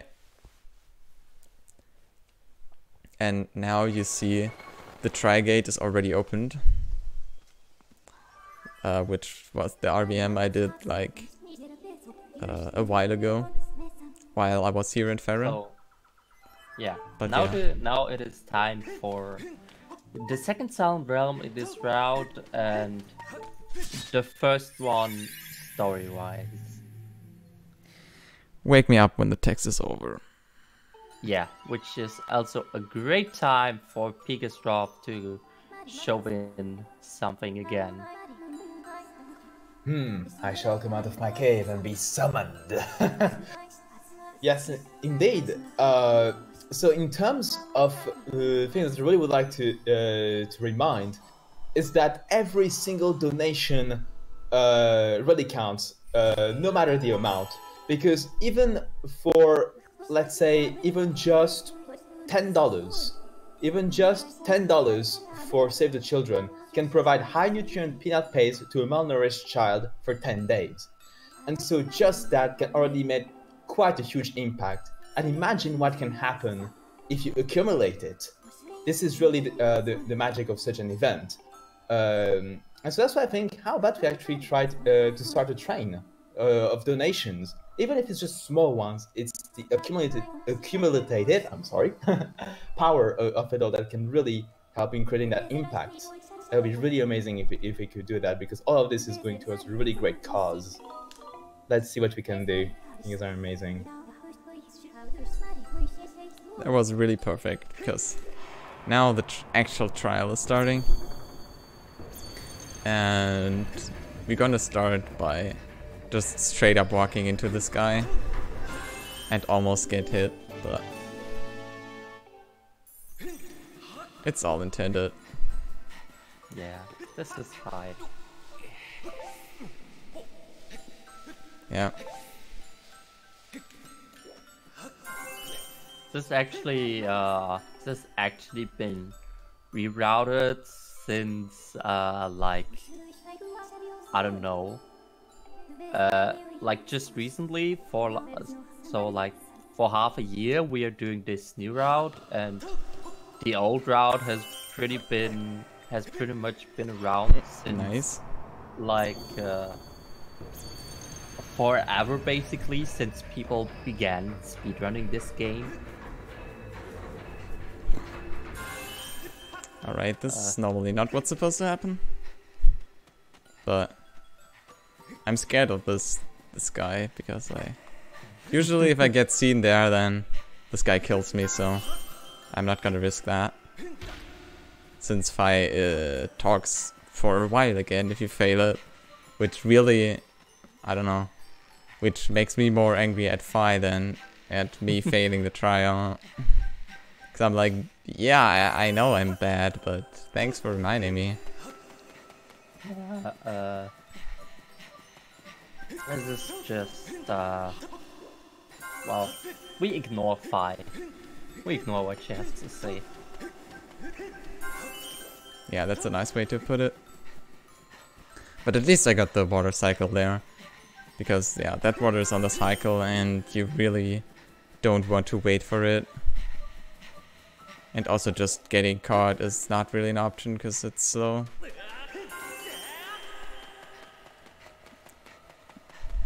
Yeah, when being caught, you have like this, I don't know how long it is, 5 seconds cutscene or so.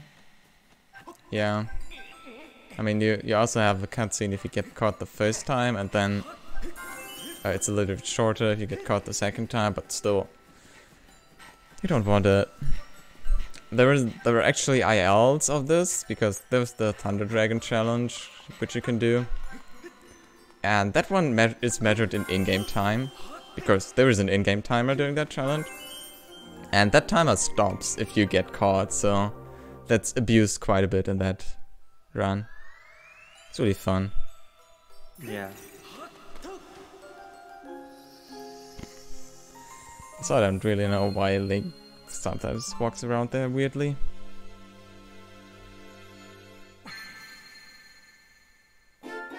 Yeah. Get the Water Dragon scale. Another reward we will not use immediately.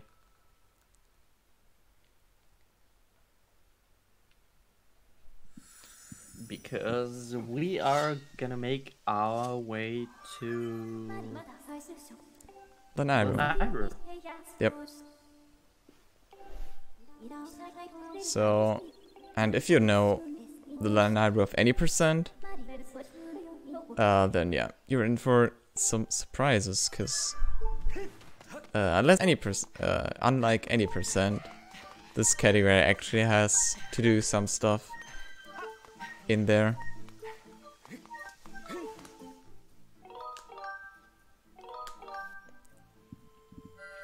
So, just to elaborate, in any percent, what you would usually do is you would go into Lanairu, you would RBM the bird statue behind uh, behind the Lanairu mining facility, which just happens to coincidentally be a fast RBM that we can easily do. We can RBM that, then we just need to fly back to Lanairu. And yeah, we can fly to that bird statue. Just need to enter the back of the Lanairu mining facility. Need to exit and, well, we have the heart.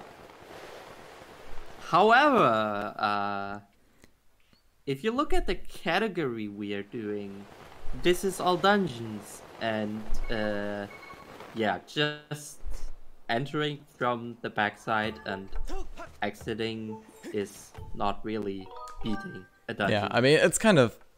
You could define it that way, if you really wanted to, but... I mean... It would kind of... Yeah, so we just decided against that, period. Of the category. We decided to go with another definition, so we actually have to do the Lanairu mining facility.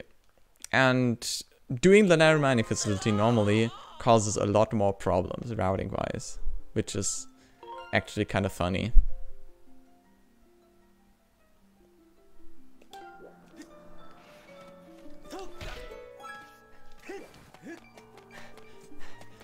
Because for skipping the Lanairu mining facility, the RBM is pretty easy and fast, but the RBM for just raising the Lanairu mining facility, so you are able to skip some parts before Lanairu mining facility, are really...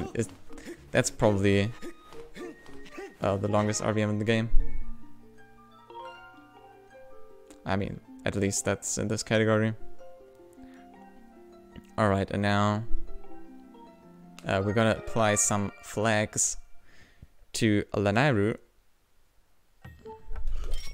And first we're gonna talk to that guy.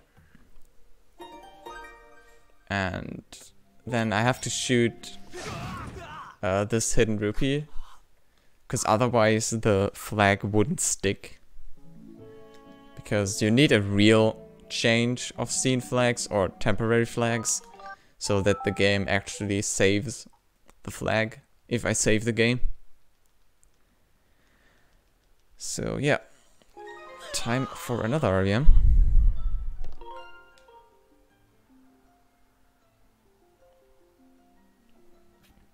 So fortunately it's also a quick one.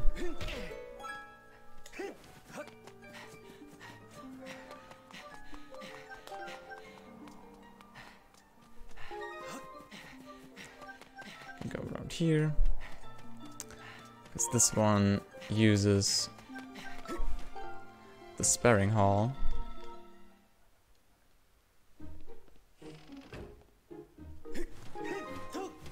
Gotta make sure to not select 5-3 too early, because then the game would think that you just grabbed the sword. And by opening the chest, the game sets a flag. And we want that flag. So we now have applied 2 flags to Lanairu, and you will see in a second what they did.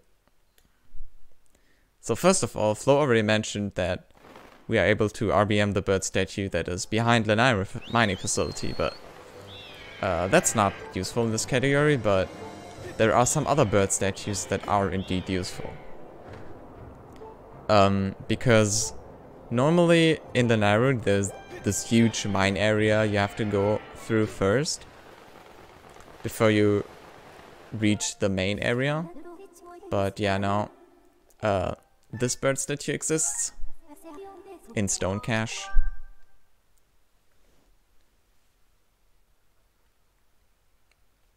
And we can fly to it even though the map is not revealed. Kinda looks funny.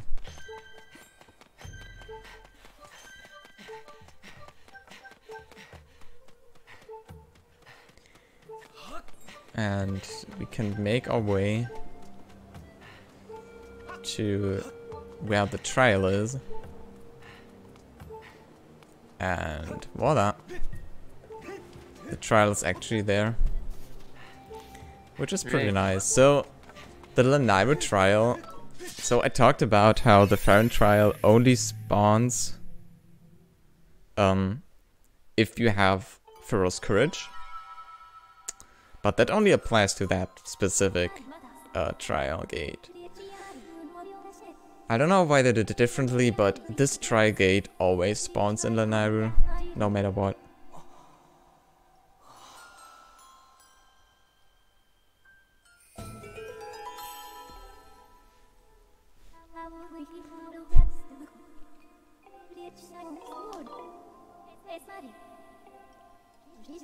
Right.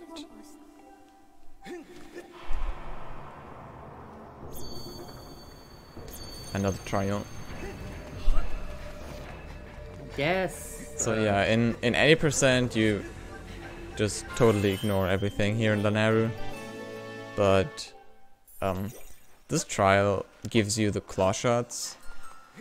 And because we have to do all the dungeons, so we also have to do Sandship. There's just no way to reach Sandship without the claw shots. Yes, we need claw shots to actually reach Sandship. And yeah, while in any percent we're only doing 2 of the dungeon, 2 of the Silent Realms. In all dungeons we're actually doing all of the Silent Realms because this is a good category. Silent Realm to enter Sandship, and we need the Skyloft Silent Realm to enter Skykeep. Yep.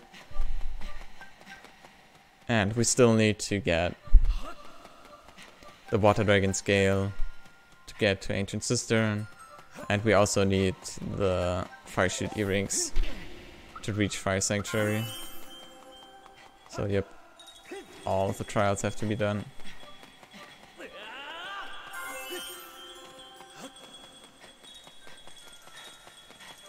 Alright, this is a weird route. Yeah. I wanted to avoid grabbing one of the light fruits, but oh well. Oh, they are pretty far away. Oh. They will not catch me.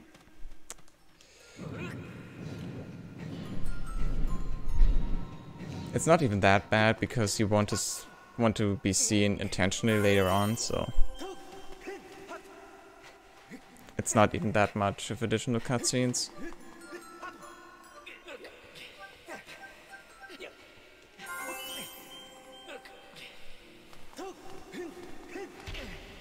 Nice bonk. Also, in the trial, in the Silent Realm, the Lanayru mining facility is already raised. But yeah. That's just because this is a totally different map. In the actual Lanayru Desert, the Lanayru mining facility still does not exist. You might have seen / not seen that because it's just simply not there. Yep. But soon, TM. Soon, TM. Yep, and that was this trial. We can change that, smiley face. So we already have 3 out of the 4 trials, but it still will be a while until we're gonna tackle the last trial. Just how the route works out. The Lanayru trial is probably the easiest to get to, which is really nice. You don't need a specific file setup for it. Well, you need to, but we get that for free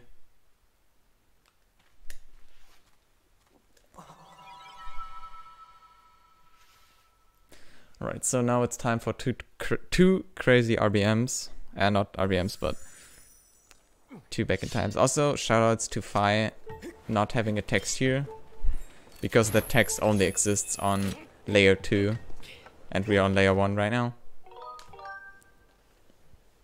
So the trial exists, but the congratulations text does not exist yet. Nice. Alright. Hey, look, we've got claw shots. And we're actually using them. Yup. Can you imagine? We're actually using the gift we get from defeating the Silent Realm. Yeah, it's almost like they're useful. Yeah. Imagine.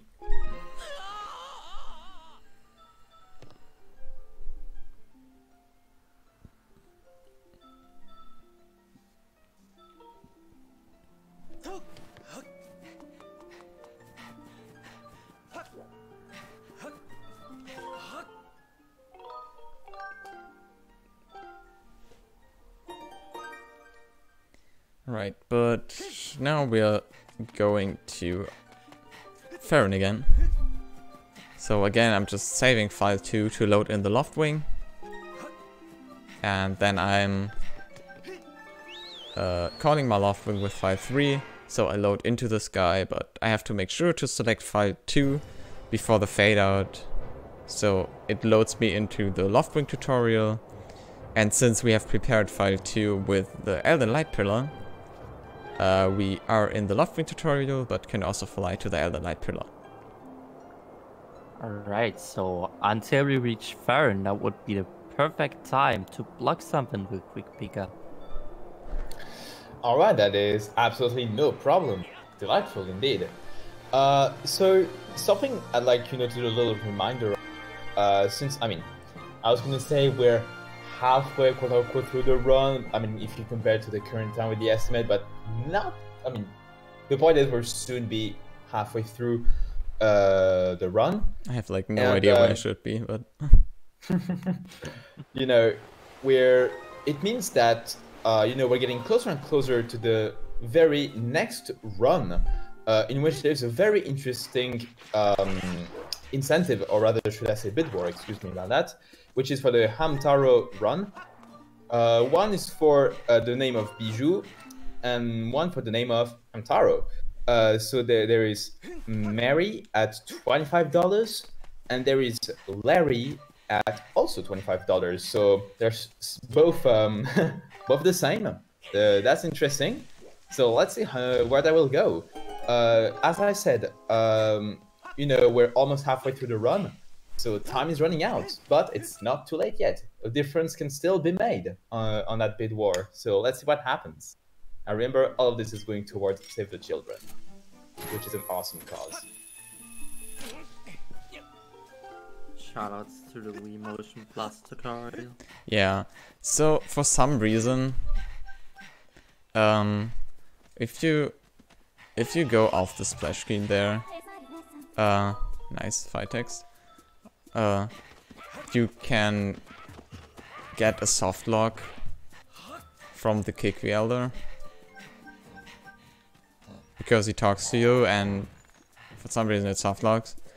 I don't know why exactly it happens. I don't think anyone has looked into that, but I should probably do that at some point, because it's kind of weird. I'm dumb. Wait, what am I gonna do? Oh, wait. No. I lost my items, because I wasn't careful. Not too big of a deal, I just need to get back here. Because the problem is, there is an area here in Farron that just constantly sets a story flag. And since the item wheel is a story flag, yeah, that one gets deleted. So now I have my items back. Cool. So yeah, sorry about that. That was a little bit of wasted time, but not too big of a deal. Yeah, this game is definitely weird sometimes. Yeah, you really have to be careful what you do in Back in Time. Like, sometimes it's really easy to mess up things like that, where you wouldn't even think about normally. Alright, also, we're gonna need file 3 again.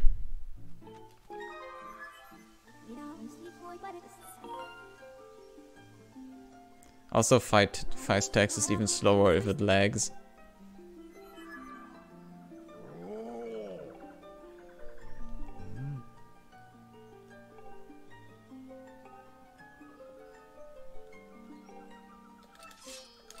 Alright. I basically just did that too. Ah, whatever. I tried to skip the cutscene again, but I could not do it. So, again, collected the rupee to get my items. So, some of the cutscenes, I don't actually remember which part does it, but some part of the cutscenes open up the item wheel again. So now I can use the beetle to open up the first dungeon again. And if you think that's weird, then you're right, because this is very weird, but there is a reason to do it. So, the cutscene of entering the temple sets a specific flag. And you will see in a second what it does.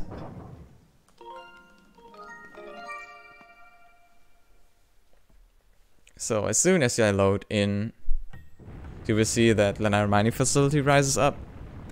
So yeah, there is just a scene flag that triggers this cutscene, and this was the RBM for it. And by doing this, I can skip all of the node puzzles that are around here. Actually, I'm just gonna go back a little bit. Let's save again. I think that's actually worth a clap, because that was actually one of the harder RBMs in this game. Well, the next hard one is coming up. Well, actually, it's not an RBM, but and the back in time is the easy part, but after that, it's time for the hard part.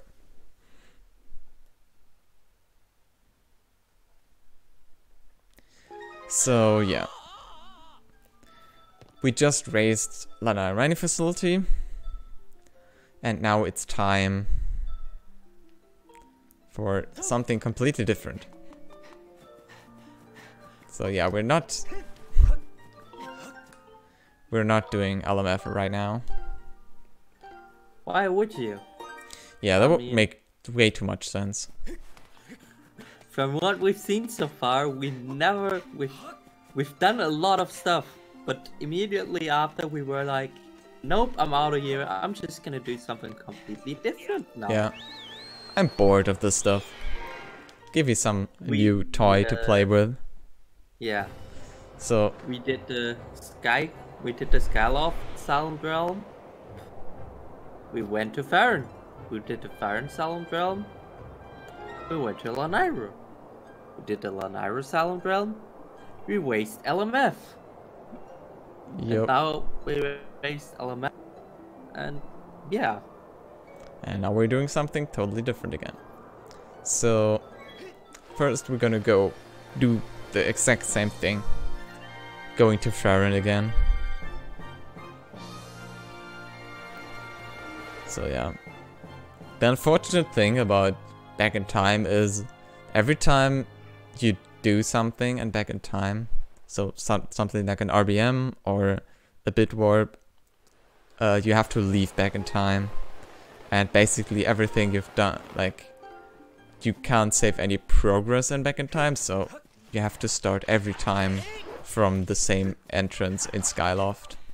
So it really takes a while to get back to this. So this is basically just what I did, but I have to do it again because there's no way to get here and back in time faster. Alright, I'm gonna try the... Alright. Try the jump again. So yeah, you can do a little bit of a little jump to skip pushing the log all the way. Like on the normal file, it's not worth it because you have to cross it a few times, I think. Actually, I think in this route it might be worth it. Also, bit magic is really nice, and we can just raise up this rupee, put down the log, and now we're in front of Ancient Cistern.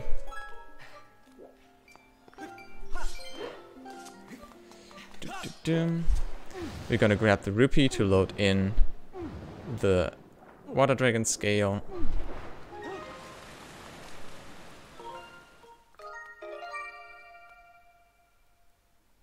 Hope this wasn't too late. Okay, cool. Alright. Let's see if that speed walk actually works. Alright. And so now this puts me out of bounds and I have to do a precise maneuver to get here in this place of water.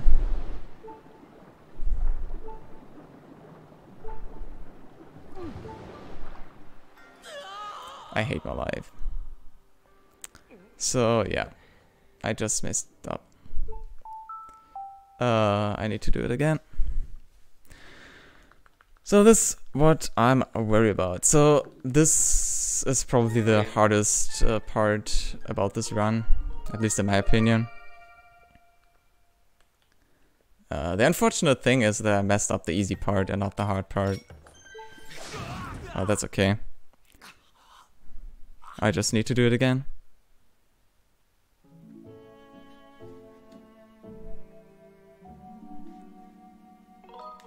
Yeah, unfortunately we need to do the whole reverse speed warp again. Yep, no way to do a shortcut or anything. Yeah. But if you fail it like this, there's no way to back it up. Because once you fall out of bounds, the game tries to put you back somewhere, but yeah, you're in water and you're never supposed to go out of bounds from water. And then the game just respawns you in the water, but it respawns you that you fall through the water and you basically void out infinitely.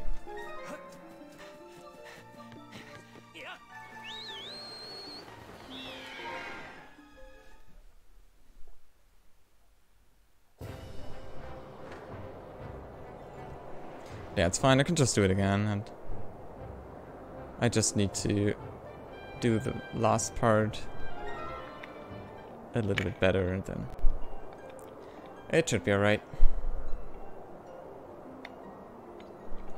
Because Ancient Cistern is definitely the coolest dungeon in the game, and even speedrunning wise, that still holds up. Yes, Ancient Cistern is definitely best dungeon in the game, and it also features the best boss in the game, possibly even including the best boss of the entire Zelda series. And the best boss music. Don't forget about that. Yes, that as well. Yeah, and also the tricks you can do in Ancient Cistern are really cool. Because the thing is, normally going out of bounds in dungeons is not that useful at all, because there's just not that much room you can even do. Like, you can't really even go out of bounds in most dungeons. But the thing for Cistern is that's a water dungeon, so there's a lot of out of bounds water, and in Skyward Sword, the game doesn't care if the water is out of bounds or not, so you can just always swim in it. I mean, this game doesn't take it that strict with collision and out of bounds. Oh, well, actually it takes it really strict, if you want to say it like that, because... Yeah, but the collision is just one-sided. Which is a problem, because it's very easy to clip back in again. Which is the thing I'm most worried about when doing this trick. Oh, alright, whatever. I don't need to skip that cutscene, I just need the rupee.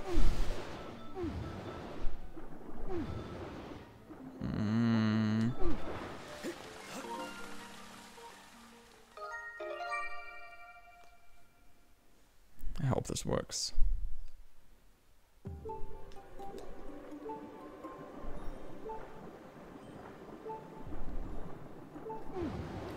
Alright, let's...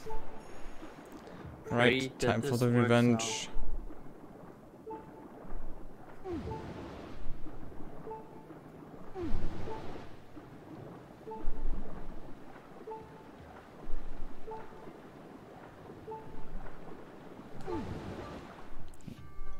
Alright.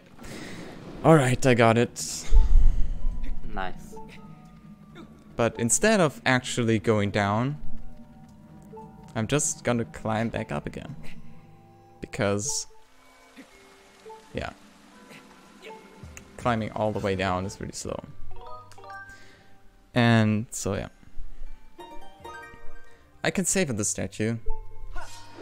So fun fact, if you were to die before saving at the statue, it would put you all the way back where the last real save is. So, which would be in Lanayru. So, that's quite nice to now have a manual save. So, this allows us to get the boss key pretty early. And it also allows to lower the statue, which is kind of nice. So now I can just kill myself and respawn back at the statue.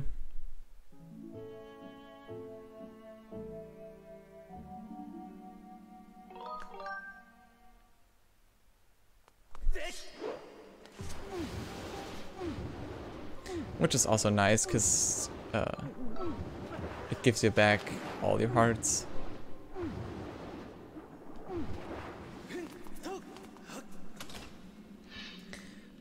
We still need to enter the statue though. So entering the statue doesn't require a key now, but we still need the dungeon item, which is the whip. And the whip now requires a key. Also, with a precise side up, we can skip the cutscene of the lily pad. And the combination of this lock is always the same.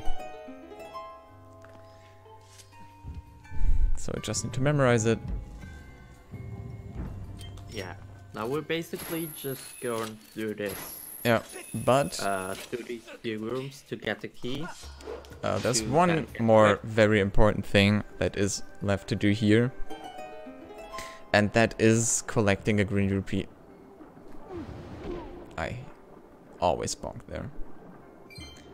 So you might wonder why this rupee is important, and yeah, it just sets an important flag we need later. Well, why else would you need it? Yep, I mean definitely not for the money. But yeah. Also, the statue after the rope climb, that is also an important flag we need, so it's really nice that we also have to save at it.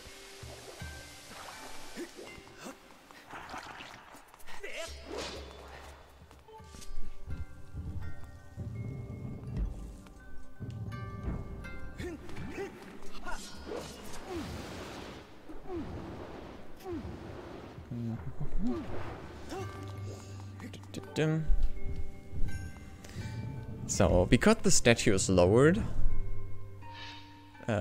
things are a bit weird. Because now this camera pan wants to show the boss key lock. But since the statue is lowered, this does not point to the right spot. Actually goes through the door. Yep.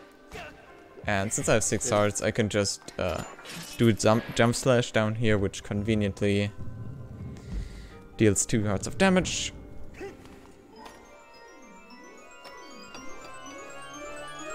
And we get the whip. So yeah. Yeah, the damageless setup isn't really needed here, which is nice because I'm not a huge fan of it. Oh.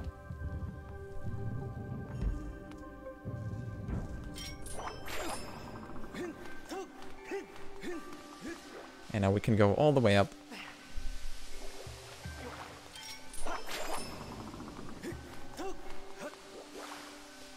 To the boss key. Lock. And put in our boss key.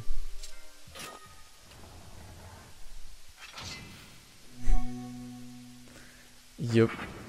For some reason, even if you take damage falling down somewhere, if Link just grabs the edge and with his tiny fingers, which apparently are really strong, you don't get any damage and it just works. Yeah. So yeah, don't ask me.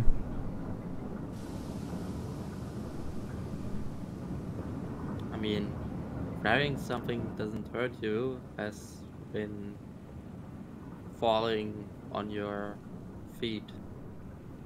Makes sense, Yeah. I guess. Not really, actually. But anyways, it's time for Collectors. Yeah, not quite actually. So first, I have to back up this file. Because it has some important flags now. So yeah, we're done. We're done with the old file 3. So, Oh yeah. yep, not needed anymore. But now, Too bad we don't have any FFZ emotes in here, because you're definitely missing out on the best FFZ emote Yeah. ever. on Clock Champ, Not an emote I created in 5 minutes or so. Because Totally I was not. bored. And I just suddenly had this idea of Clock Jump. right, but this boss fight is actually really cool. Yeah. So, the first part of the first phase is really straightforward, just whip away his arms. But then, normally the game wants you to do 2 phases. I mean, do the same thing 2 times, but by putting down 2 bombs and letting them explode at the same time, we can deal enough damage that he immediately goes to the second phase. So the easiest strat is to just damage yourself, but in theory, if you only have 2 hearts, you can also go back and do it with slingshot seeds, but that's a lot harder. And there's even... I learned that yesterday, but there's even a bombless strat for this boss.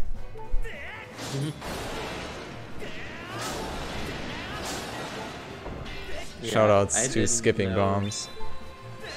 I didn't know that either. And yeah, until in the second phase... Indie Kenobi came around. Yep. And in the second phase, the Skyward Strike is just really overpowered and can kill Collectors in just 2 sword beams. I mean, the funny thing is that you would think that the giant swords Colossus has are the strongest weapon, but yeah. That little cute Skyward Strike is enough. Shoutouts to Indie Kenobi, by the way, who is one of the oldest runners of Skyward Sword and probably the oldest runner still being active. Yep, probably. He's a pretty cool guy. Right, that was Ancient Cistern.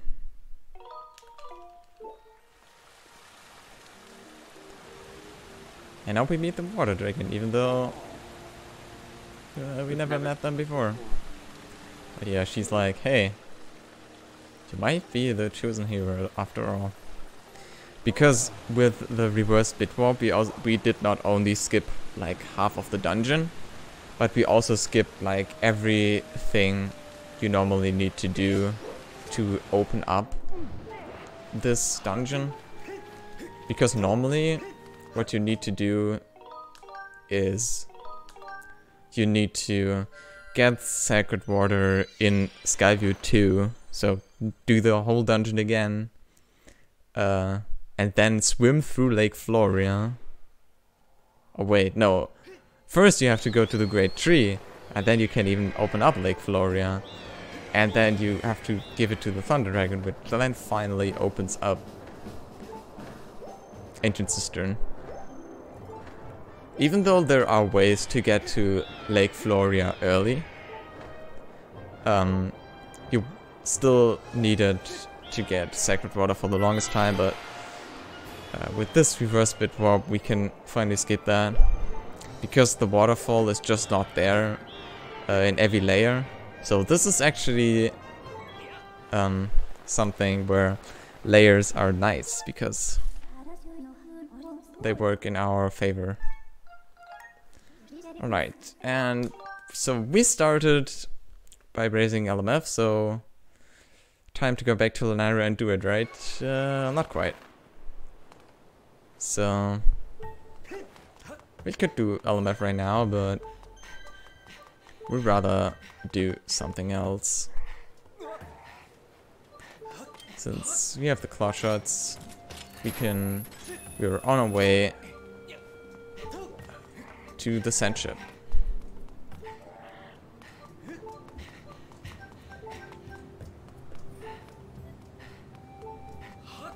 The nice thing about the claw shots is there are a lot of shortcuts here in Lanayru where you can go with the claw shots.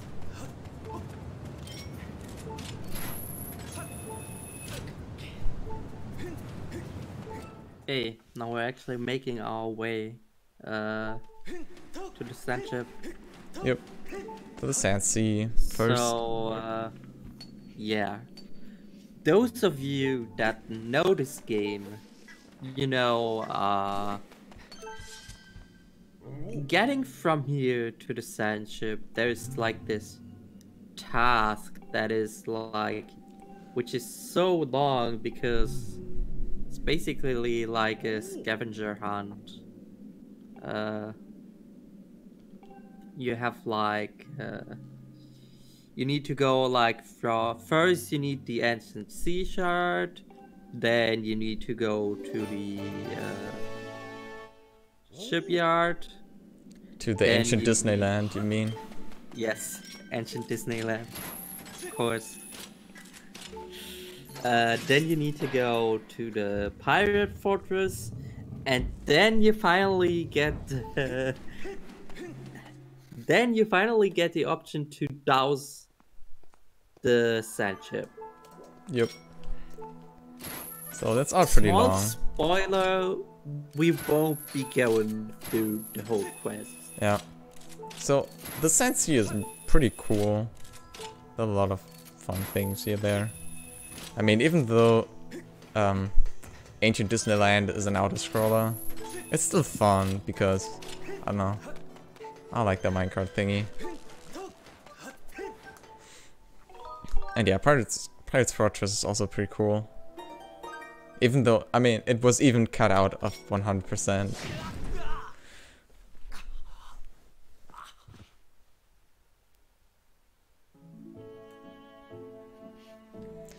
Alright, but yeah, we're gonna do things a little bit different. And now it will hopefully clear up a few things we did with our fire setup. So this is an RBM which requires Batro to be met on file 2 because we're gonna go into Night Skyloft, and in order for Night Skyloft to not crash, it has to be in an early game state. So it has to be before we get the Hero's Tunic. And so that file normally can't meet Batro, but with the power of reverse bit magic we can apply Batro to that file if Link would open the door. So now we can go out here and the game will spawn the gratitude crystals because, well, yeah, we have met Batro. The problem is we need a very specific crystal, and for that crystal we kind of want to have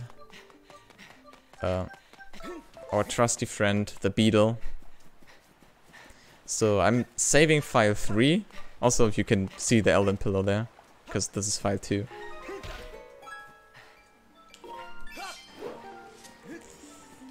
We can load file. That file. And now we can grab the rupee with file 1, and now we have all the items.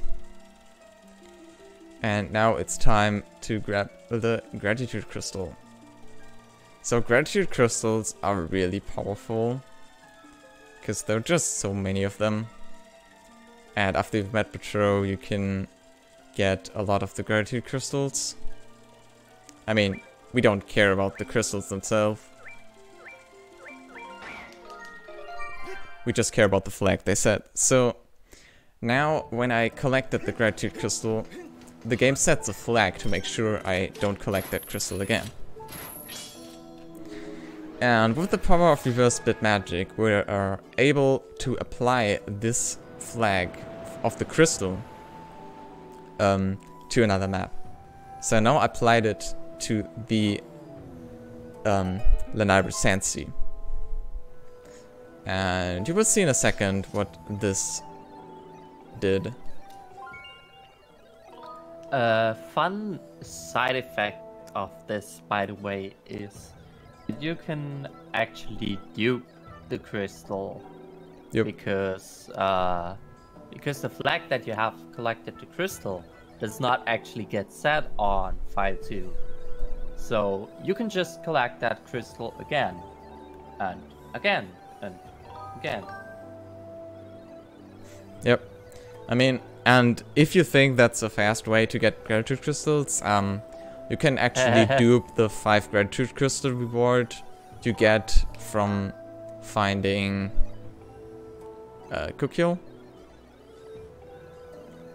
So yeah, that's probably the fastest way to cheat your way to all crystals. Yeah, I still want to test those limits. You should probably test that on emulator with like memory watch and such. Because I can totally see that value being really large. I mean, I can also see that value just being 128 or something. I can also see the game crashing at some point. Who knows? But yeah, Sandsea. So swap. That would be funny. So really cool. After you bomb down the sand ship, you can dock at this port, and collecting the gratitude crystal conveniently sets the flag that I'm now able to dock on this port. So yeah, that was Sandsea. Yeah, Sandsea IL.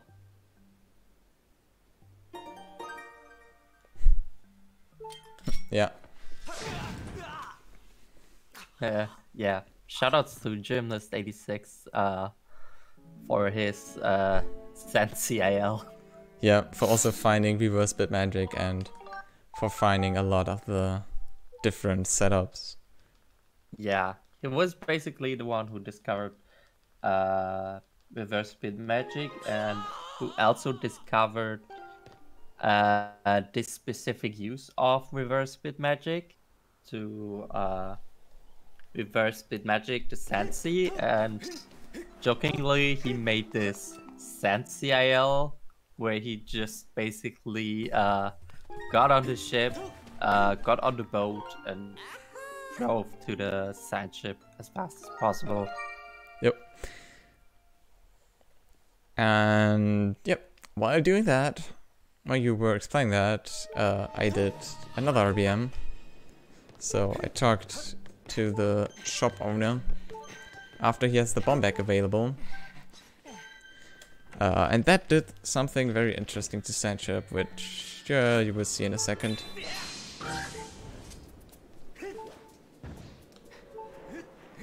But yeah, also shoutouts to Aza and Pepper for doing a lot of flag research. Because, well, the community basically got together there and I mean, a few people got together and researched all the seed flags and story flags that are set throughout the game.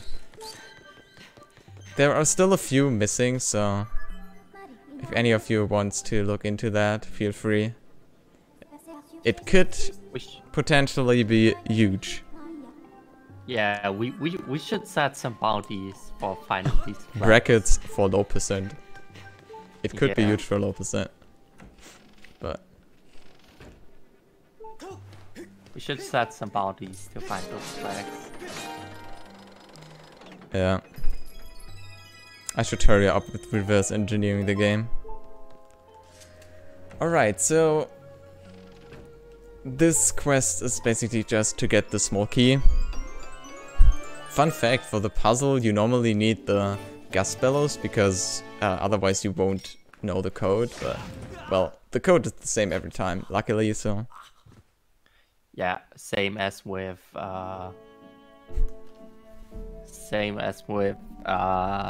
Ancient Cistern. There's also the same where we have the same lock basically. yep. And now it's time Just for another combination. for one of the reasons you want a shield. This fight kind of sucks without a shield. Oh, hey, it's Go. Yep. Hi there. How's it going? Long time no see. Ha, see, because of Sensi. Damn. Alright. So, the entire fight is based around pushing him all the way off this mast thing, I guess. I don't really know what it is. I don't know ships very well. I only know Sandship. Sandship is another dungeon I really like.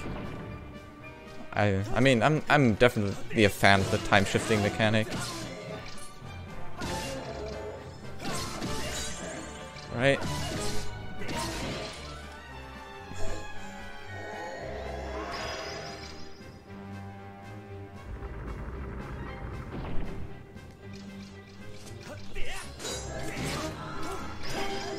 Alright. Yeah, and that's pretty much it.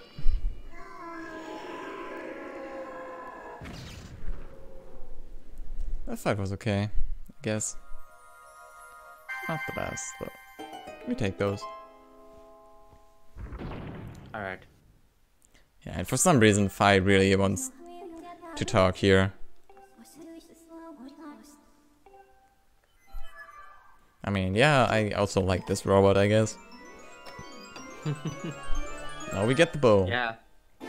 So yeah, without the bow, you are kind of screwed in Skykeep. I'm actually not sure if you're able to beat Sandship without the bow. You probably can, or maybe you can.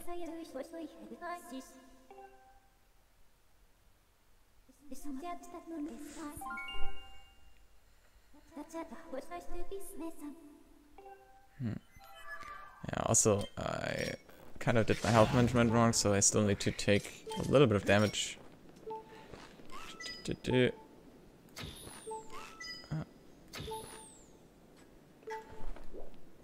So yeah, then I need to snipe the eye on the deck all the way from here, which is kind of hard. Is it the eye of the sniper? Yeah. You can see the other arrows there sticking right next to it. And by activating, and by doing that, raising it here, we don't have to go outside. Because we're actually about to do another back in time. So this back in time, we knew for a long time that this bit warp would put you into the captain's cabin. But it was really useless because you still needed the small key to get into it. But remember when I talked to the item seller in the bazaar? And his text actually sets the flag on Sandship that the lock is open. I mean, the door is open and the lock is gone. And now I can just bit warp here, make sure I actually know where I'm going, because most of the time I just need to reorient myself.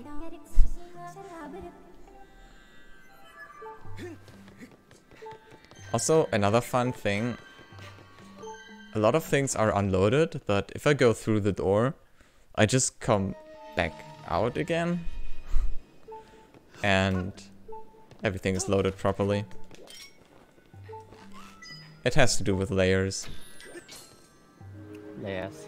Yep. Smiley face. Layers, smiley face. Because Sandship, for some reason, they thought it would be really cool to have a lot of layers.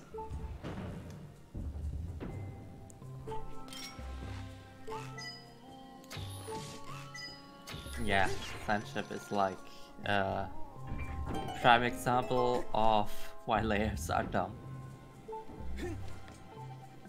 Yep.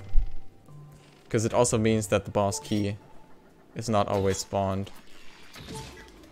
Which is actually the case in every other dungeon. But yeah. We still can skip most of it with the RBM that removes the lock from the captain's cabin.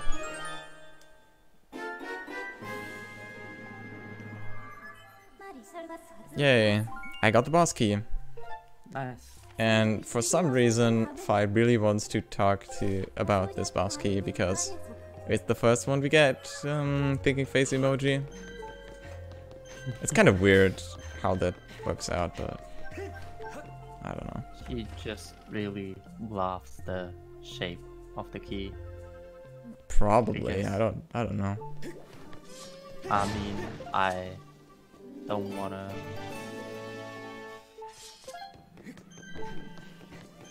I don't want to talk about this, but she's got some weird interests. Uh-huh. Alright. And now it's time to do the boss. I mean, we have the boss key, and we have the ship in the past state. So, basically all that's needed right now is to get to the boss door and do it. But first, we're gonna do something else. Because there is a reason why we saved the file from Ancient Cistern. Ha! Die, Bookhoblin. And that reason will come into play now.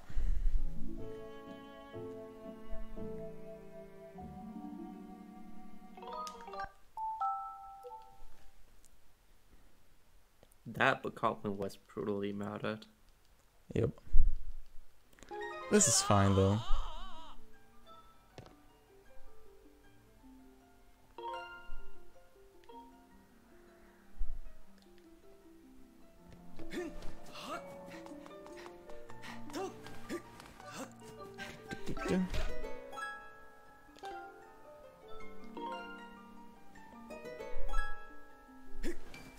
So this is another back in time that might seem a little bit complicated, but what I'm doing here is right, I did not want that blue rupee, but that's fine. I'm bonking the trees with file 1 and 3, so I load in the flags from the files. Because file 1 opens up the shed, and file 3 opens up the way to Batro. But I have to make sure to enter with file 2, because otherwise Batro will yell at us again, because the other files have not met him. And this is basically the reason for the weird setup on file 3. Because that chest, if that chest is spawned, Batro will talk to you. I have to count, so.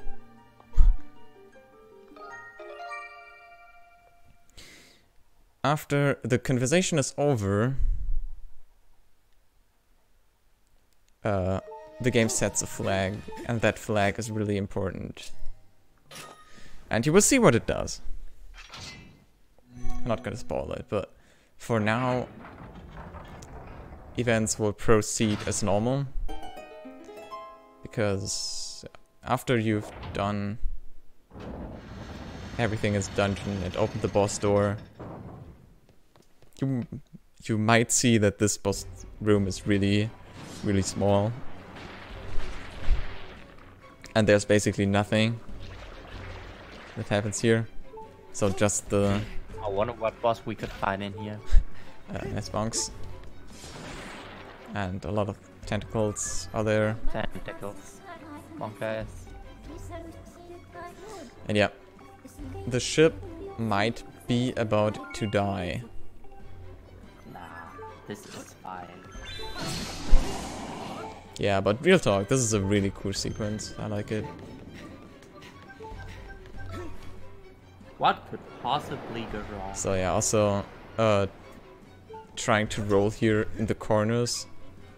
I mean, as soon as these cutscenes start, because when you're in the cutscene, Link will still finish the roll. So you just gained a little bit of extra distance with it. It's also nice that a fully charged bow gets rid of the tentacles.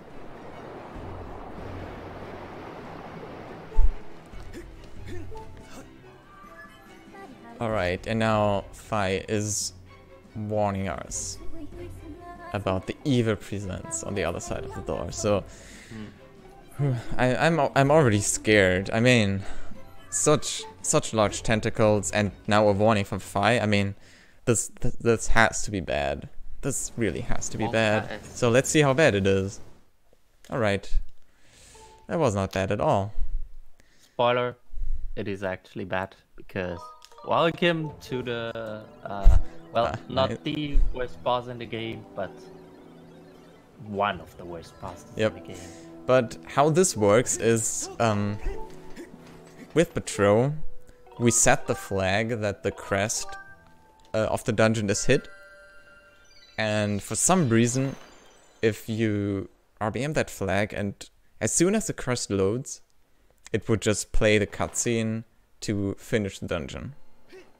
Oh, I totally forgot that we actually skipped that boss. Really? That's like the entire reason why we do Ancient Sister the way we do it and grab the ruby there. And it causes a lot of routing troubles.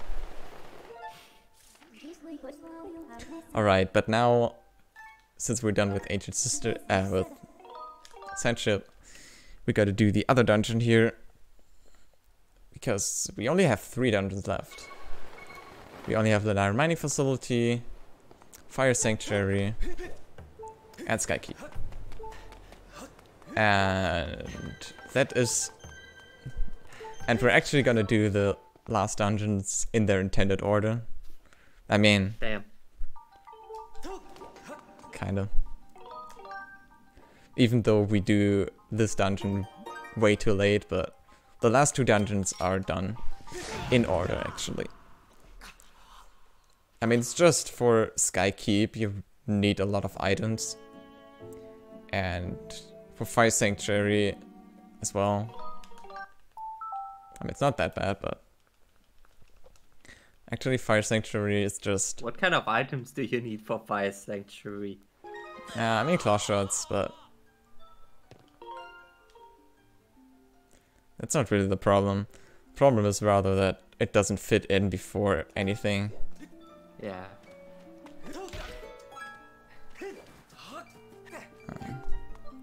For a second I had to think which RBM this is. So this, like, even though this run does a lot of RBMs, it's not that hard to remember them all because, well, I mean, if you already know which flag is which, or at least kind of like that, it's really not that bad.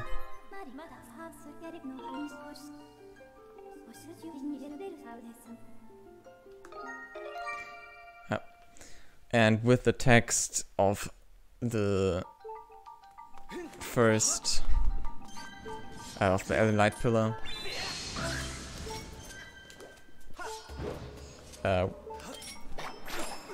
nice.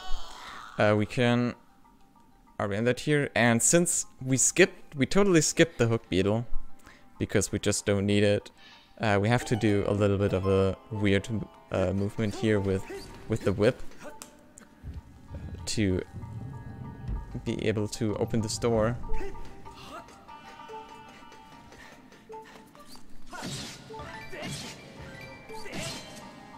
Nice rupee. Also nice jelly blob. I will definitely not grab that.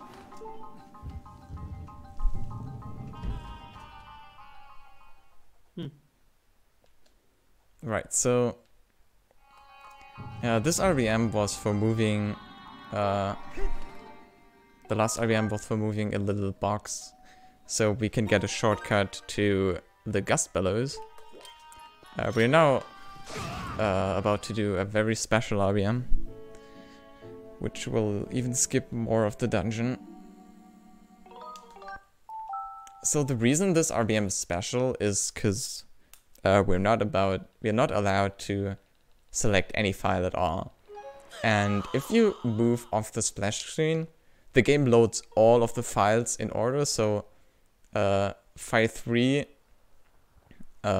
is the last file, so it will automatically stop loading there, and which means you have all the stuff from file 3 loaded.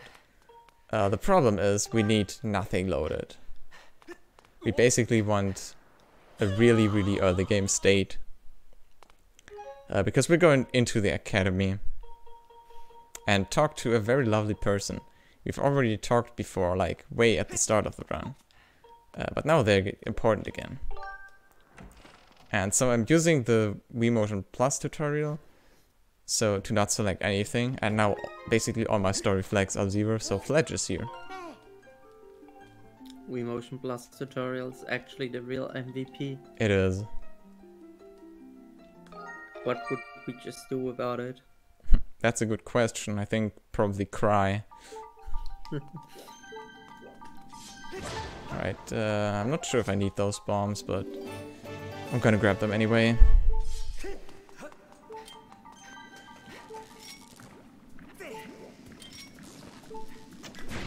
No.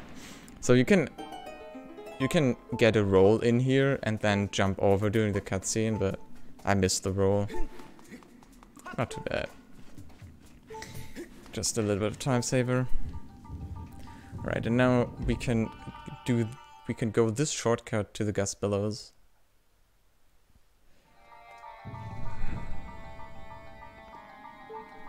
I mean, this is intended as a way back, so it's nice that we can just go this way.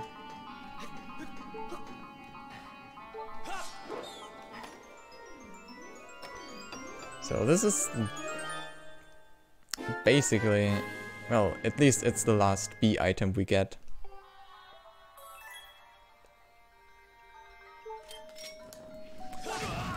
Sorry, we won't get the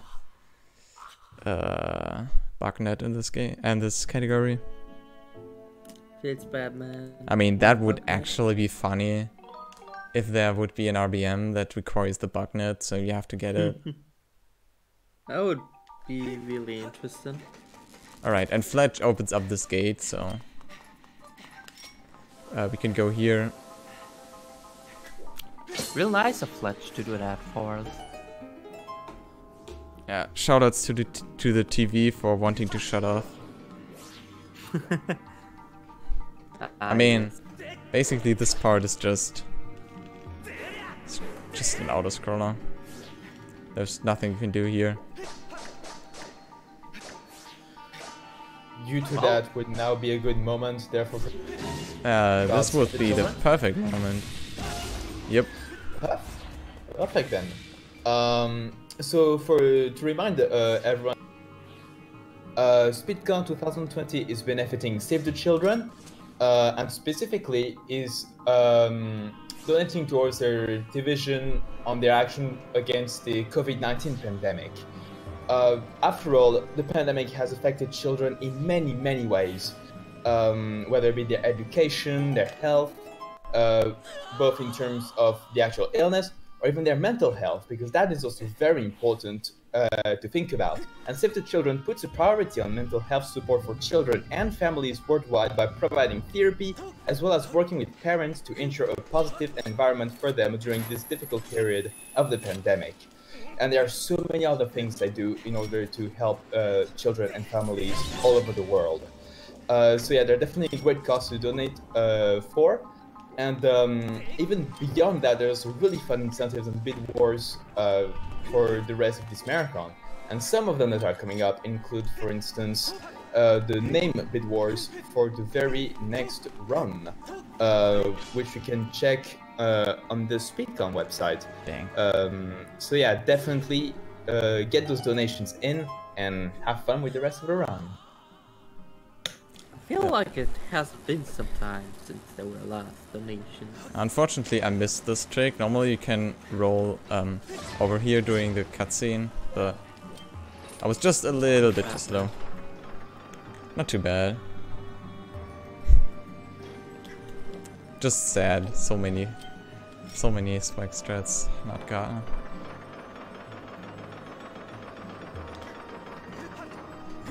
Zero out of swag.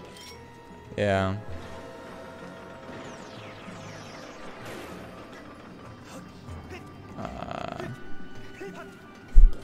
Okay, cool.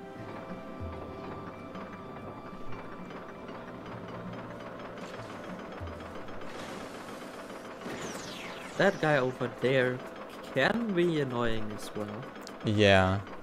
But killing him is even more annoying, so... usually a good strat is to just ignore it and hope for the best. Yeah. In most cases it works, in some cases it doesn't work out. So Yeah. So there is a strat you can do here, which uses the hook beetle to put the bombs straight to the switches without the need to bomb the thingies down here. Oh, I missed the bomb. Good job. But yeah, since... What is a hook beetle? yeah, since we don't really have that, also...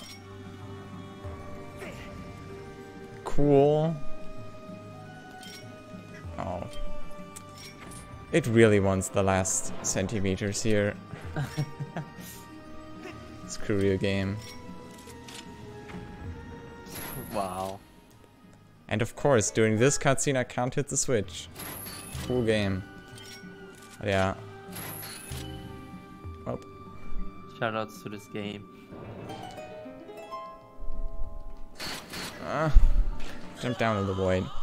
So yeah, a good strat here is that this platform doesn't count as a safe ground, so I can just jump in the void and it respawns me at the actual safe ground.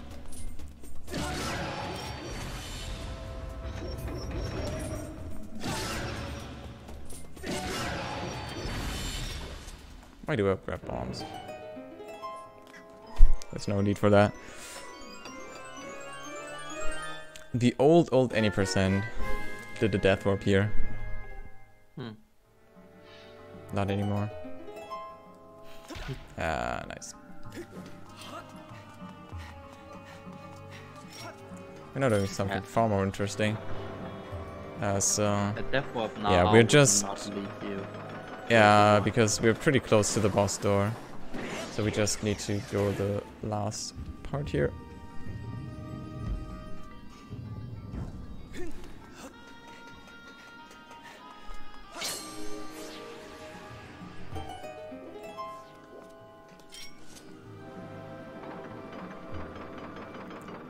Just need to get over here. I mean,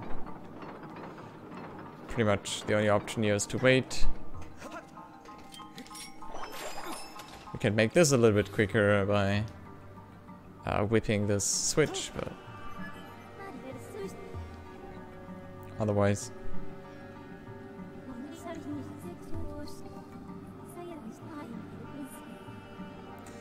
I mean, don't ask me why Fi explains boss doors in the 3rd dungeon. There's a great door here that is locked tight. Yep. It's only logical to imply that something big lies beyond this door. So, and now it's time I wonder what for a that pretty could cool be. boss. So yeah, this... The good thing about this boss is there is no long intro by Girahim. So we can just skip the cutscene and go straight into the action. Imagine him actually not being responsible for a boss for once.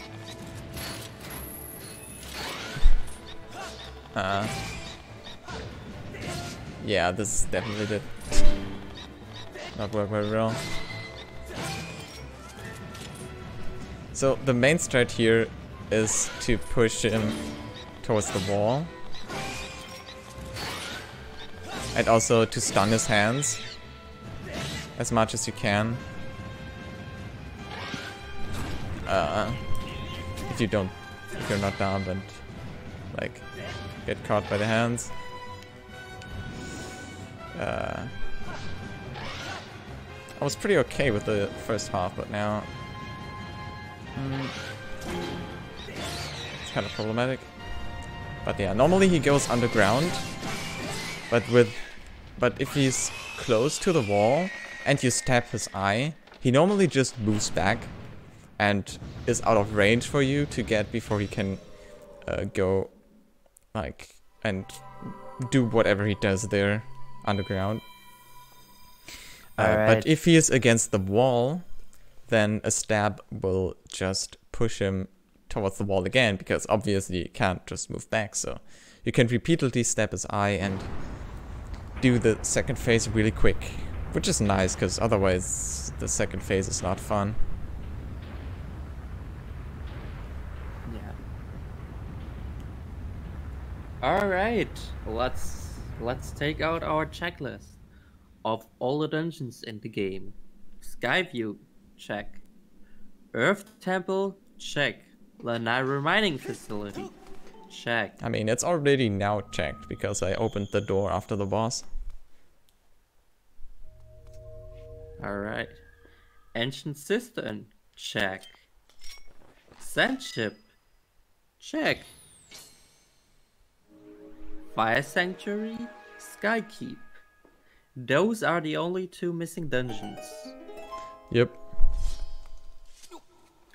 And shoutouts to this thing here. Fortunately, you have the bow and can just shoot it, because otherwise you would need to take out the beetle, and that would just be really annoying.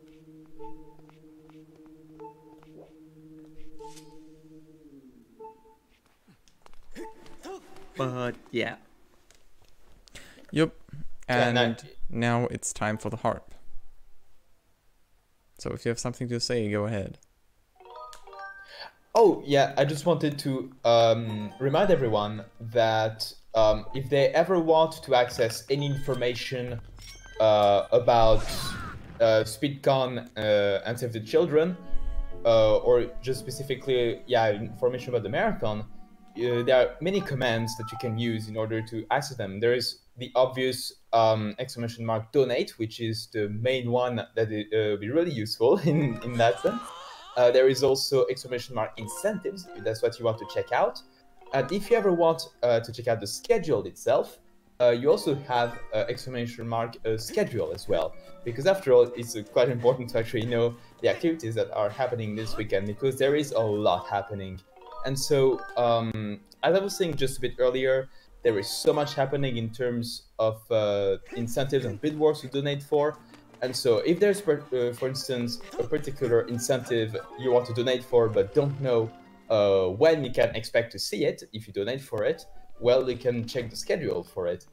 And if you see that, well, yeah, you'll be available to watch it, well, indeed, it seems like the right moment to donate to Save the Children. Alright, right now, we're getting the 5 gratitude crystals you get for rescuing Kokyo. I mean, you get it because you met Petro.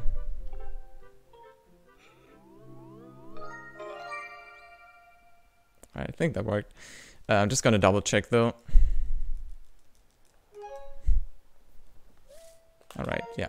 5 gratitude crystals. So I specifically load these into file 2. Because file 2 is the file that has Matt Petro. And due to that, if I enter Petro's house with file 2, it will load in the 5 gratitude crystals and that I've met Petro. So it can, in theory, you can get them on file 1 and then go through the entire Petro dialogue again to be able to get the reward for 5 gratitude crystals, but that's obviously way too long. So we just get everything on file 2 that is Petro related and everything's fine. But the question is, why would you get the 5 gratitude crystals? We don't really care about the crystals at all. The important thing is the reward that Petro gives you for that. Even more specific, the flag that gets set because of the reward. Yeah, always the flags. Possibly be. Yeah. He wants to give you a big wallet, but I mean, we don't really need that. Yeah, looking at how much money we've collected in this run, I kind of doubt we need a bigger wallet. I mean, I think those 2 rupees... Oh wait, I have 3 rupees. Wow, wait, why did I do that? The 3 rupees really need a lot of space in my pocket, so... I mean, have you seen how huge rupees are in this game? I mean, I think a bigger wallet might be required for even 1 rupee. That is true. Don't think I could fit them in my wallet. But hey, who knows how big Link's wallet actually is.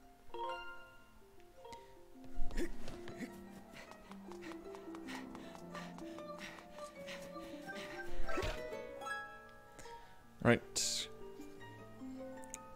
So the Elden file can open up the shed, and it also opens up Petro's house, because normally the door is locked. So we have to do a bit magic, which is applying flags from back in time to from the main files to back in time.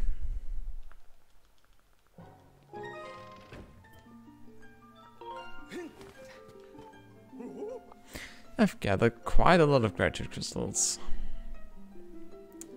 The medium wallet. Nice.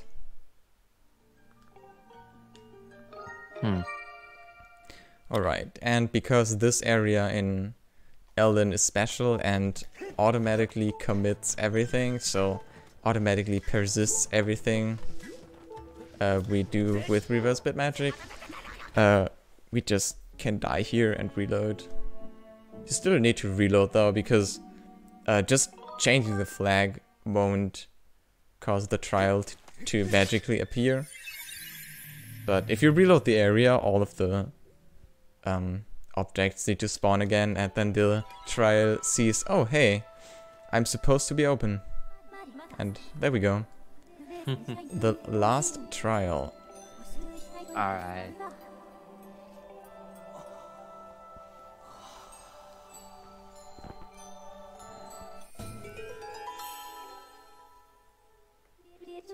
Ellen trial is very cool, yeah. So, I feel like there haven't been some donations in quite some time. Maybe you can do something about that, Pika. Well, indeed, it is true that there haven't been many donations for the past few time, but I suppose that would be normal as it would be the mid of the night. But it still doesn't change the fact that there's always time for donations, and that the impact, even if it's just a small donation, always matters. Even if it's just $10 can provide high nutrient peanut paste to a malnourished child for 10 days. If you accumulate that to $25 over multiple donations with multiple people, that can serve healthy snacks to 25 kids living in rural poverty who may be missing school-provided nutrition due to school closures during this pandemic. So, no matter what, every little action counts. Even if it's just a small one, it really helps in making a difference. And to anybody of you who may be tired in the middle of the night, I assume that most of the audience here probably is in Europe. Do remember, if you watch, that to stay hydrated during the night, because your own health matters too. That is a good idea. Let me do that. Yeah, I need to do that as well. After this trial is over. The trials are a really intense part. There's like... well, I tried to skip all the light feeds, but I failed at the end. So, whatever.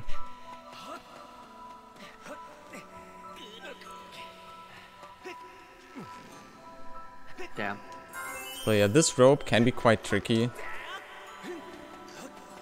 But not too much of a problem right now.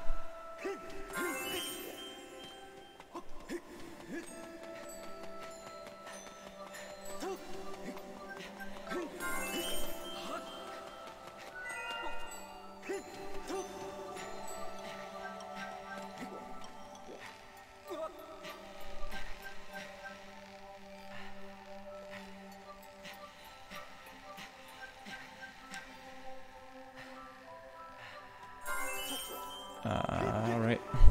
Still worked.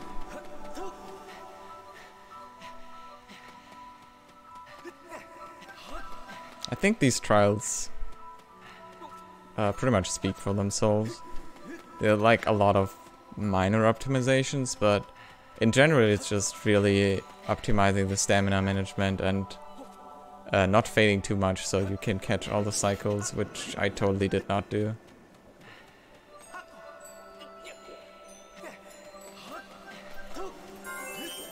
Yeah, you really get fast dehydrated really fast in Elden.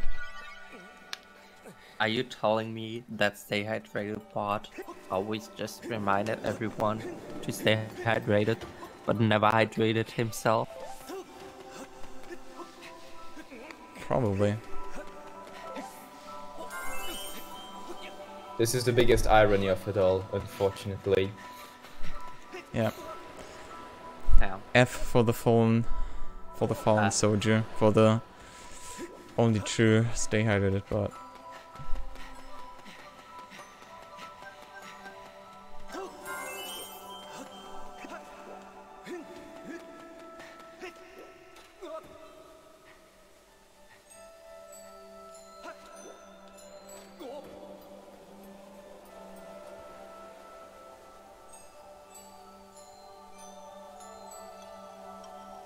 Alright, we're about to collect the last 3 tiers of all sound rooms in this game. Yep. And you definitely don't want to step here on the waking water because of the cutscenes, but yeah, not too big of a deal. Cutscenes are the cutscenes are the only thing you have to worry about, then it's fine. This is fine. Yeah. So yeah. Now that's the trial. And we get a reward. So funny thing, the fire shield earrings actually protect you from the heat, but there is a fight text before the Volcano Summit that only goes away for a story flag that is set after the fire shield earrings, so Fi doesn't actually care about the fire shield earrings. She just looks at that story flag, but unfortunately there's no way to manipulate story flags. So, yeah. Batman. Yeah, but that would be like really big.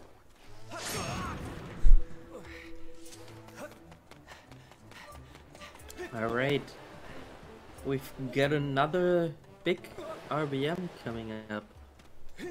Oh yeah, that's a fun one. It's Flo's favorite RBM. Yeah, totally. I love it.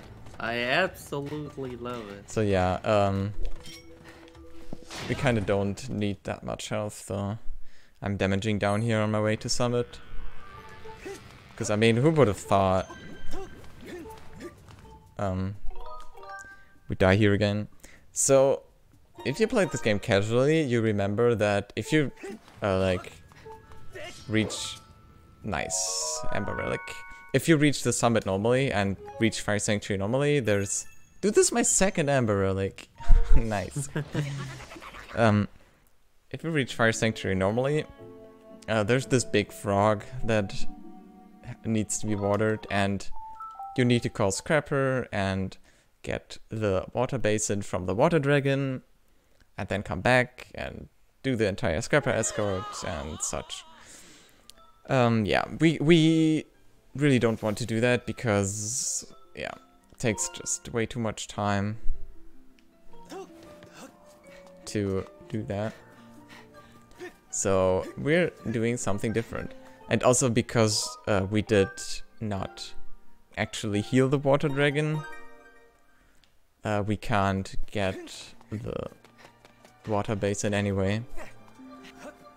So in order to have the water basin skip, I mean as it's called, work out, we have to do RBMs for this.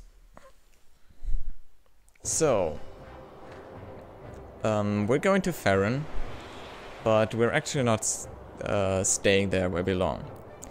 Because what we really want is not in Farron, but it is in the sky. To be more precise, it is on the Lumpy Pumpkin.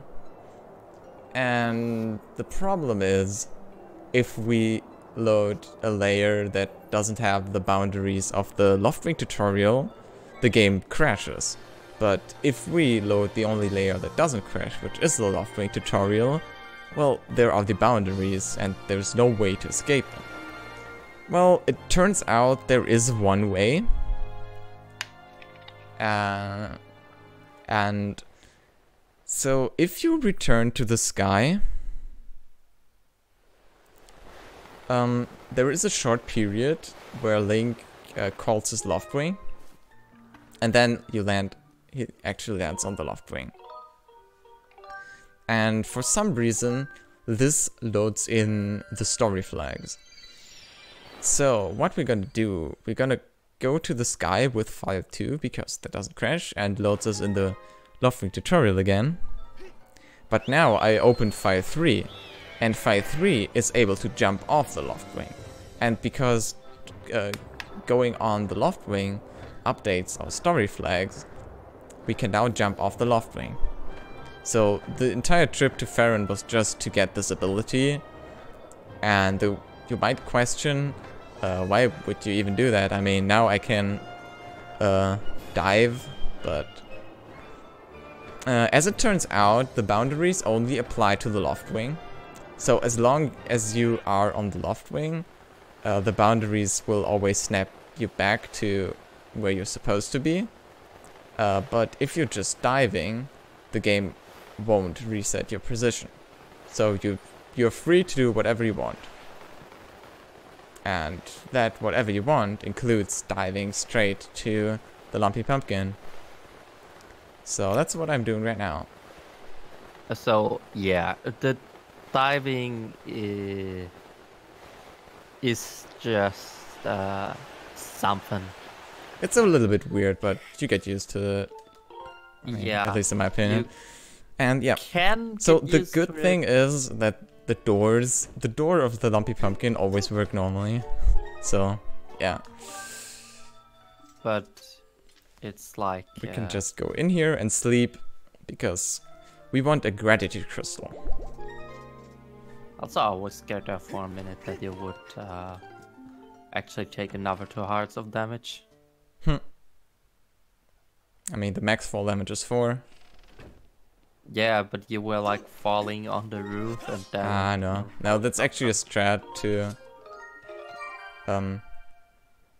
because if you land on the roof, you take fall damage and then slide down there.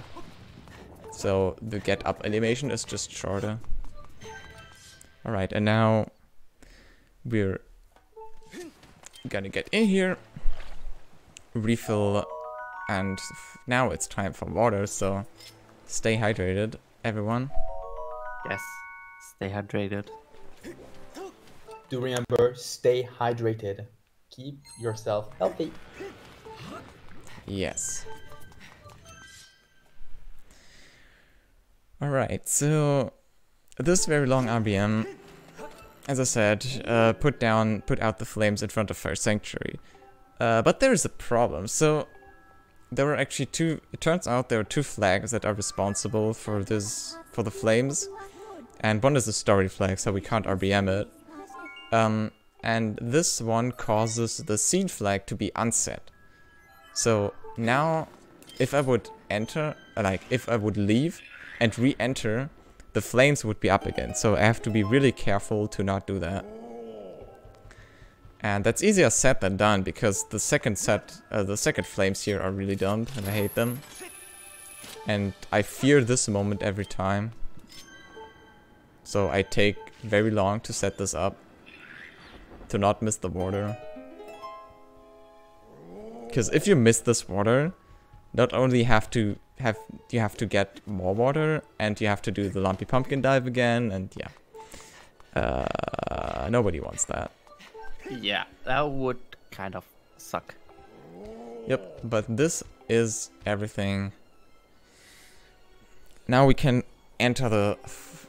well, now we have everything to enter all the dungeons, because we already got the Stone of Trials for... Nice, Skykeep. then it's time to beat those dungeons. Yep. And coming up now, we have Fire Sanctuary. So, Fire AKA Sanctuary... RBM Sanctuary. Yeah, even though in this category there is not really that much RBM, there are just 2 RBMs. So this dungeon normally plays out that the first part, like the first half, is to get the magma mitts, which allow you to dig underground. And the only reason you really needed them in the first place was because to solve the boss key puzzle, yeah, you just needed to defeat something there underground. And there was just no way to do that otherwise. But now with the power of reverse bit magic, we can use some flags from Skyloft, and conveniently the lower academy statue and the bazaar statue are the flags we need for this specific skip. So what I'm doing here is I was shooting the owl to commit the thing I did, so it's persistent. And it will actually save when I save the game. And now I can do an RBM with the bazaar statue, so I will start the file and then talk to the bazaar statue, and this will put the flag for the bazaar statue on file 1.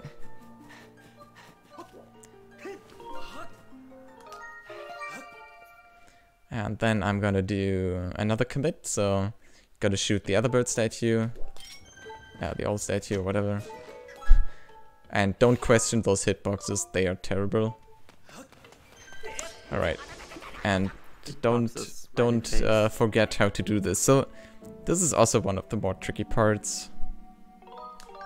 So first of all, I want to die to get my health back, because for this part it's actually important to not be at like only 2 hearts, because I'm about to take damage. Well, after this bit warp. So this will be another bit warp.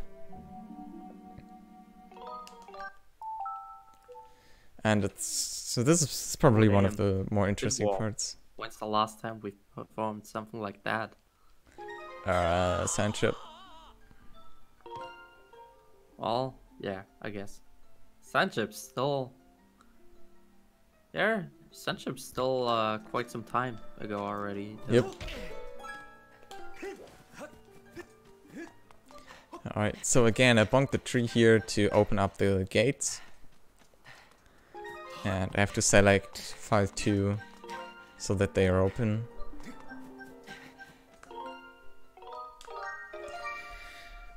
Alright, I need to concentrate for this part.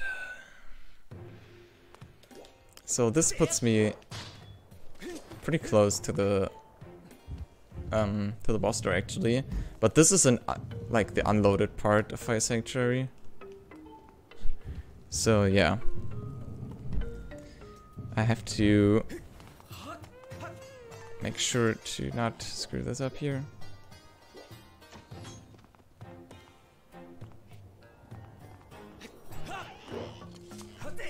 Alright.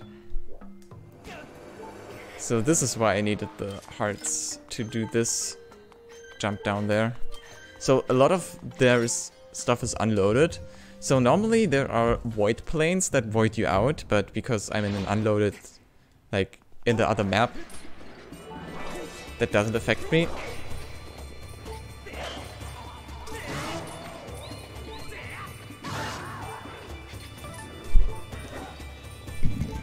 Alright, this fight is scary. But... Alright, I guess... Just don't die. Go ahead. Yeah, thanks. So yeah, so there are basically 2 maps. So this dungeon uses 2 maps, and the one we did the bit warp to is Forgot to pick up that shadow crystal. Yeah, totally. Hopefully that is not a bingo goal. Alright, cool. Yeah, what I wanted to say is that the unloaded part was basically the wrong map. So parts of the map still exist on both versions, just for aesthetic reasons, I guess. But a lot of stuff is just straight up unloaded and not usable. Also, the 2 RVMs come into play here, so we can just straight up walk to the boss key chest and grab it. But yeah, And because it's unloaded, I can just do a jump slash down. And it doesn't void me out.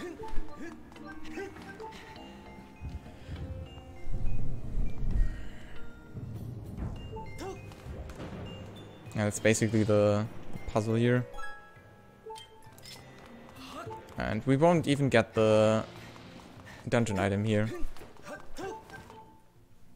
Alright, so I'm pretty sure I won't die to Girium, but I'm gonna do a safety save anyway, because otherwise I need to do the bit warp again, and that would waste a lot of time, so...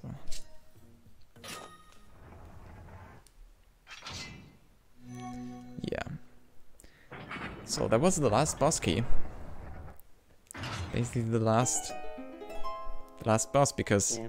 Skykeep does not really have a boss. I mean, you can count the entire end game sequence the boss of Skykeep, but that's a stretch, I guess. Conveniently shaped in the form of a key.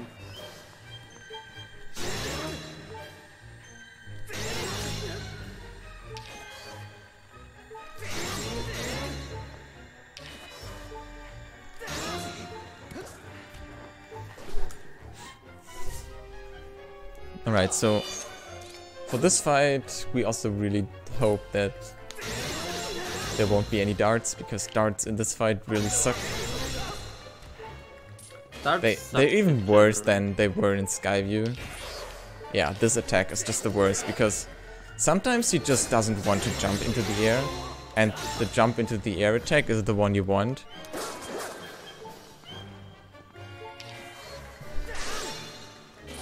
Stop playing with darts. Alright. I was totally confused about the camera there, so glad I safety saved.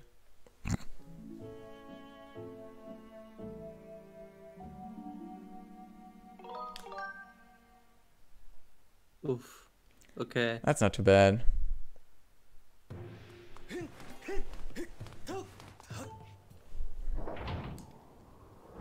Is it fine if, due to what just happened, big F by the way, just to talk for a bit? Yeah.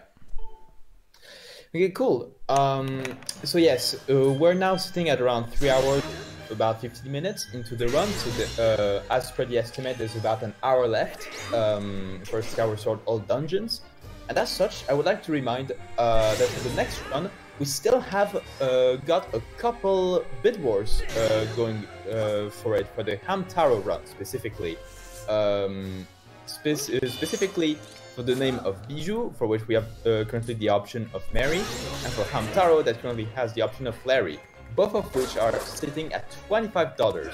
And yes, you can submit your own options to it, so that's really awesome.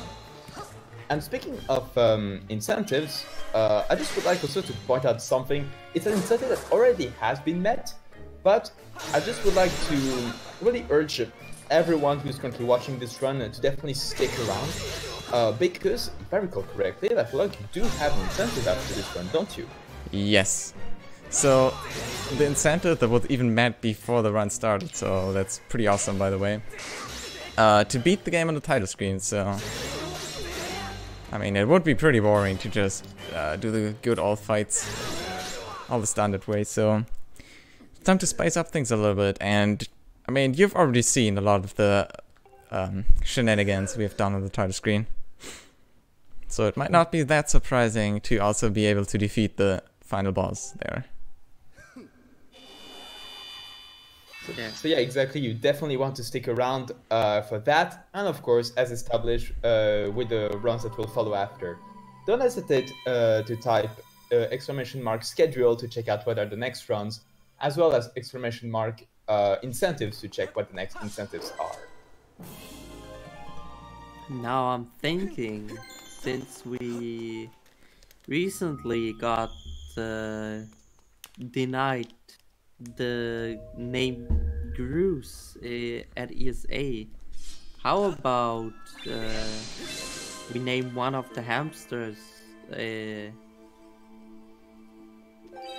Gruus in Hamtaro Ham. Good name. So yeah, Someone donate for the name Bruce. I think that's a good idea. Alright, so that was Fire Sanctuary. And now it's time to defeat Prison 2. So, because to go into the past and to be able to defeat the final boss, we need to open the Gate of Time. And to do that, we need to defeat the Imprisoned 2. But to be able to open the Gate of Time, we need to raise it. And we also need to the raised Gate of Time to trigger Imprisoned 2. I mean, at least to trigger him fast. So, the question is, how are we gonna do that? Because we haven't raised the Gate of Time yet. And so, of course, the answer is back in time. I mean, who would have thought? What else would the answer be? Yeah. But yeah, we can raise the Gate of Time and back in time, and the advantage of this is that you only need to do one trip to the sealed temple to do both. So instead of like raising the Gate of Time and then coming back later to actually open it, we can raise it and then immediately fight the imprisoned and open the Gate of Time.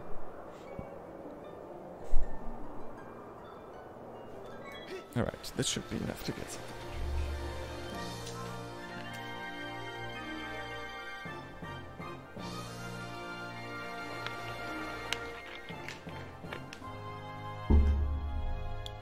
Do stay hydrated. Yeah, gotta make sure to select the correct file.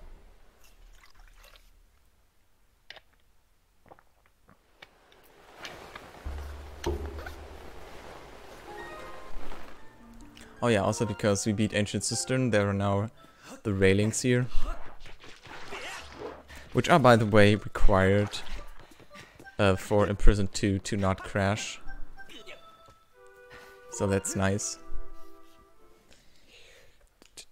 You're making a good stay hydrated bot, Pika. Alright, so this is why we backed up file 3. I just do in the copy menu to not select any file because Gruz will now go to the temple, and when he does that he sets a flag that sets the temple in a specific state or layer, and only on that state it's possible to raise the Gate of Time. So this is why we still had that file backup, because otherwise we would be screwed. Like, Gruz wouldn't be here, and there would be like no way to actually beat the game. So now I can bit magic file 2, which then allows me to get the Ballad of the Goddess here. And since I have saved at a save prompt, I can do a reverse bit warp in this cutscene.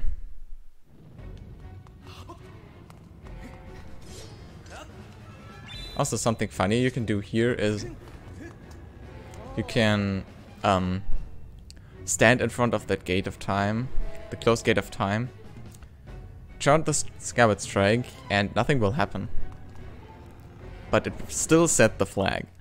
But I need to reload the temple, because right now the temple is like in the state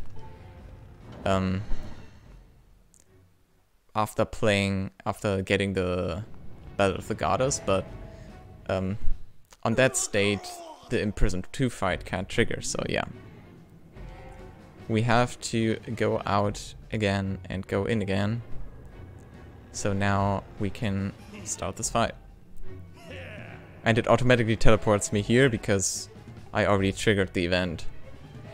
Funnily enough, you still get this text where Imper is like, hey, charge your sword and defeat and open the Gate of Time. which normally is the text before the other one, but whatever, we don't care about the timeline. Alright, it's time for Imprison 2.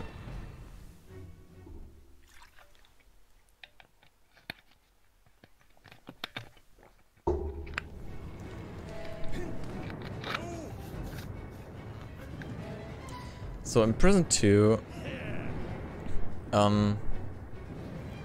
is probably the fastest boss, if done right. But it's not easy, so I hope I can get at least a half decent fight. Come on, Em. Please be nice.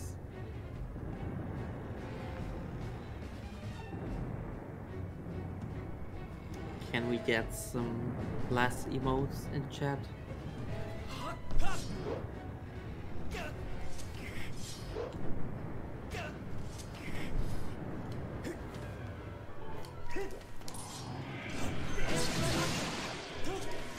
Right, so you want to hit all 3 fingers here so that Imprison stops immediately, and you can use this updraft to get up here.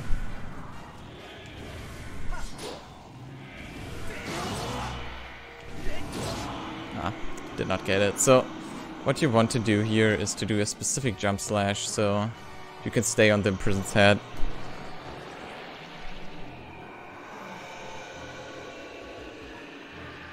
Yeah.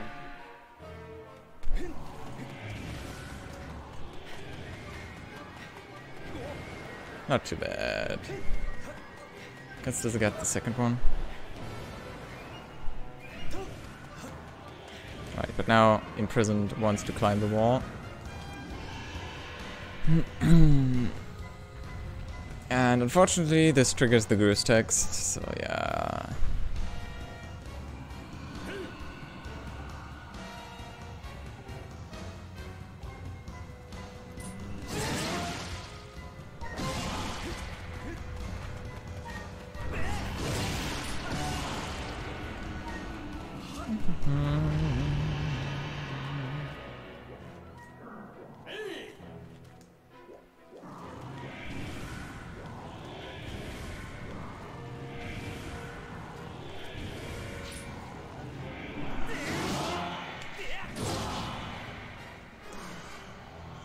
Right.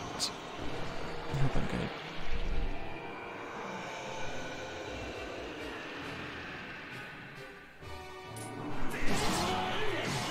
Alright, I at least got the second one.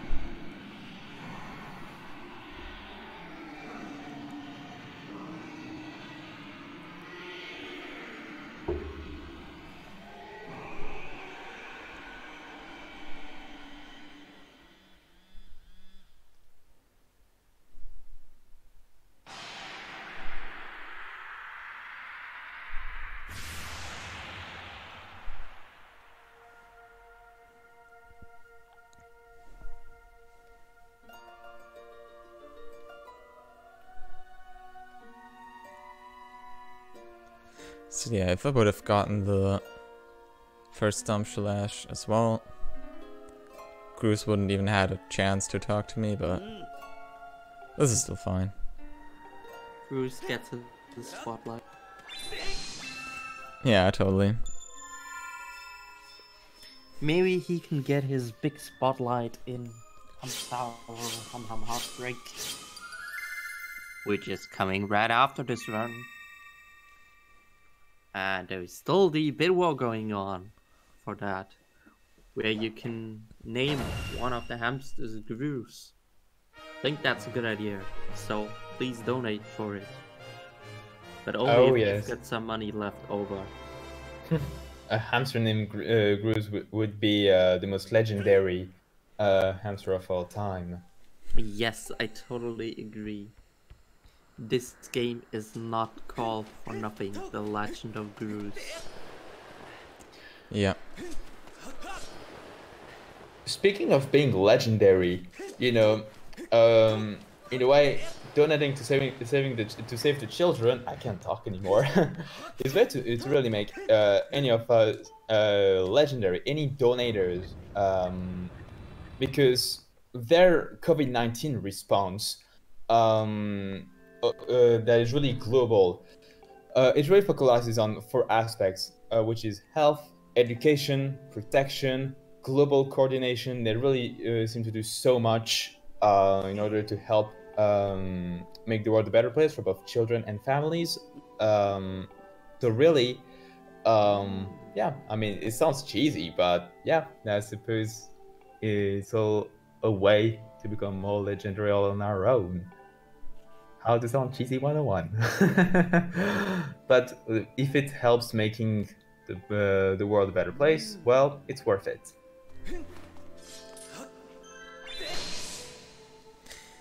Alright, so a lot of cutscenes later, I can finally open the Gate of Time, and it's time for even more cutscenes.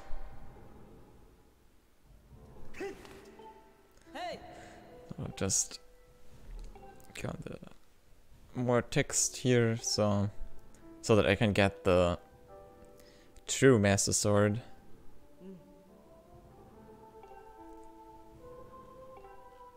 However, aren't we still missing something? Yep.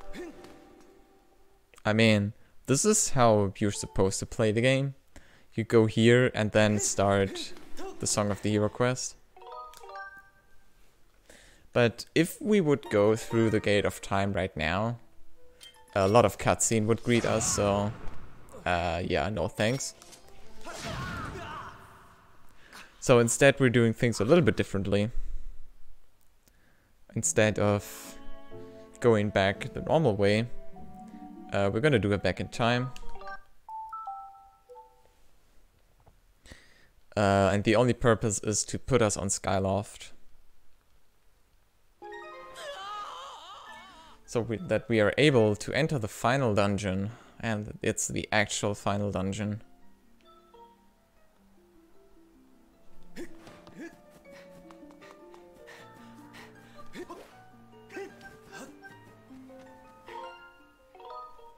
Alright, save and start.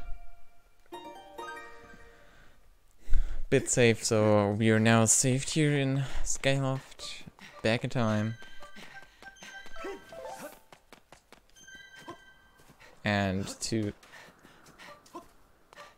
get, and luckily we're able to place in the Stone of Trials, even on the title screen of Skyloft. So yeah, this triggers the cutscene here.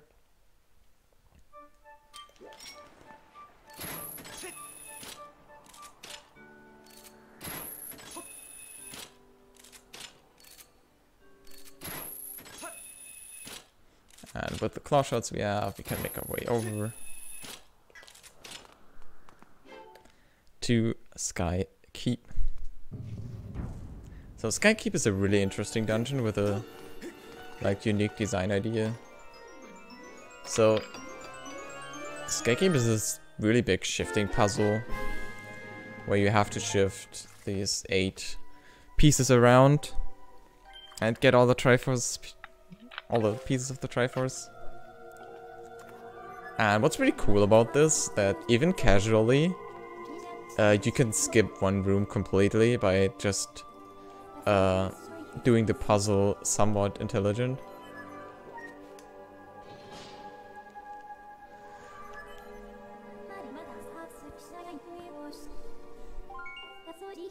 But even here we have a back in time that will help speed things up a little bit.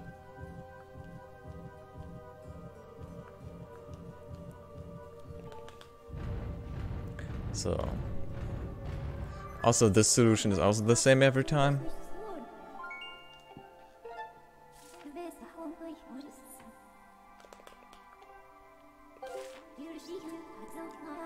So the second room you do, like, there's no way around. You always have to do this room just because how the puzzle works. And this is the like ancient cistern room, even though it looks kind of like Skyview. And the first thing we can do here is a little cutscene skip. Nice. So, this might have not looked like it, but by doing the backflip, you can skip a little cutscene that shows, oh hey, you broke that thing.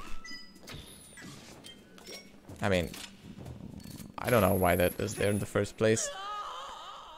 Okay, cool. Cool game. But yeah, then we can shoot an arrow through the entire room to kill that, I don't know, lava thingy. Whatever it is. Because normally you're supposed to do this with the hook beetle, I guess, I think. Yeah, hook beetle and then the bomb. But since we don't have that, we have to use something different. Yeah. So yeah, this room alone requires a lot of items, so this is also a reason why this is done at the very end.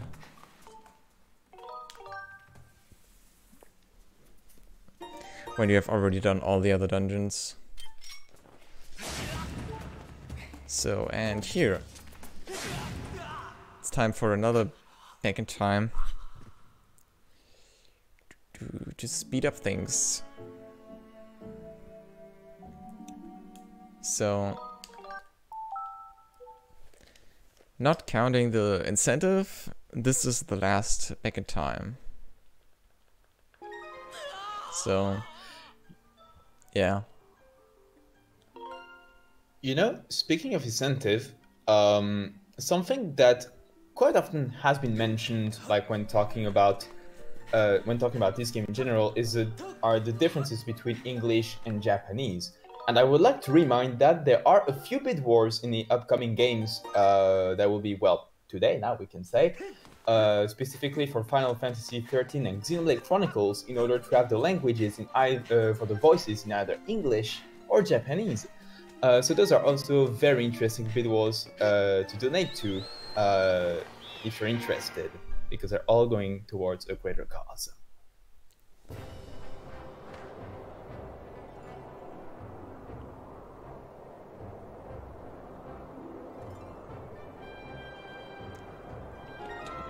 Alright, so yeah. We're doing Farron back in time again. I mean, at this point, there's not really much to say about this part, because I mean, it's just always the same. Quite a few times already. Yeah. I wish there was just a way to get to a specific, like, I don't know, to get somewhere and back in time faster, but I don't know, for now the only way is to go through all the loading zones you can. And make sure you don't crash.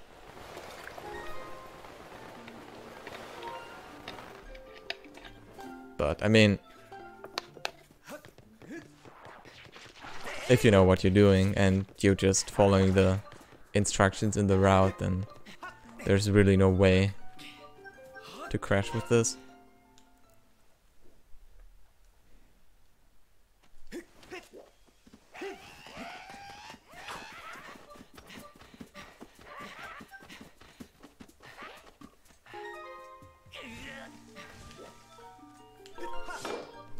Right, gonna do the jump here again.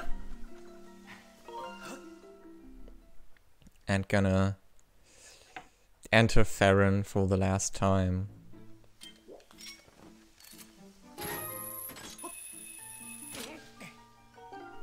No. Okay, so yeah. Gonna claw shot up here and then run here. And try to stay on the splash screen here as long as possible, because it has the least lag.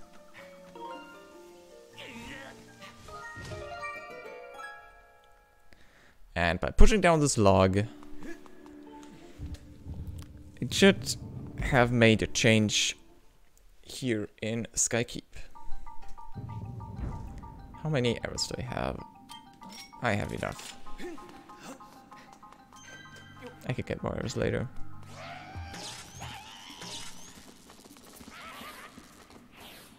So yeah, we haven't seen this time shift orb yet. Normally it should have his first appearance in the Pirate's Fortress, but yeah. Pirate Stronghold. But yeah, we kind of skipped that with the entirety of Sansi. So this is the first time we're gonna see this thing. That's pretty cool. It's just this little past you can carry around, but it's not all that useful. So we're just gonna ditch it here. Cause for this, you just there are a lot of eyes behind this barricade thingy, but they're not really that well protected from arrows. So cool. With doing precise shots, you can still do it and get them even without solving all the puzzles with the past and the present and stuff. So yeah, here you see the first one. You can just shoot it.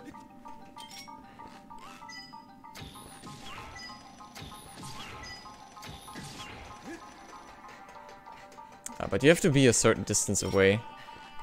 I mean, I'm not really 100% sure how it works, but it has something to do with the distance and the speed the arrows are going there. Alright, and now we do the second part of the puzzle. And yeah, we can enter the ancient cistern part. I mean, the ancient cistern basement part of Skykeep. And as we see here, normally there should be a gate blocking the way, but fortunately there's a shortcut, and with the Farron RBM, that shortcut was opened up early.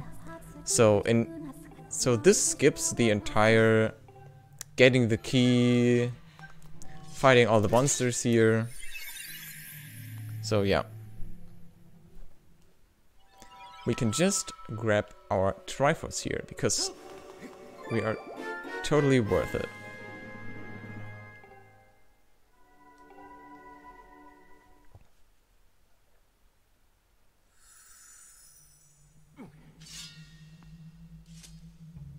Oh, I was expecting a fight text for some reason.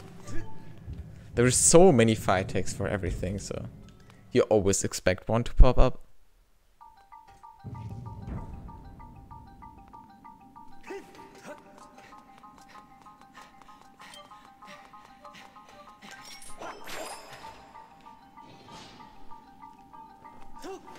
Nice.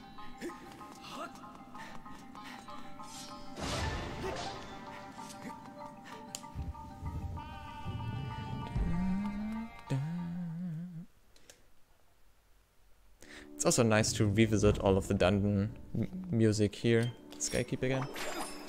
That's pretty cool. Is Flo dead? I don't know. Maybe. Maybe. Only on the inside though. I mean, it's pretty late. Alright, so it's time for one of the few glitches that aren't back in time. Damn. I hope you're ready. Because it won't happen again.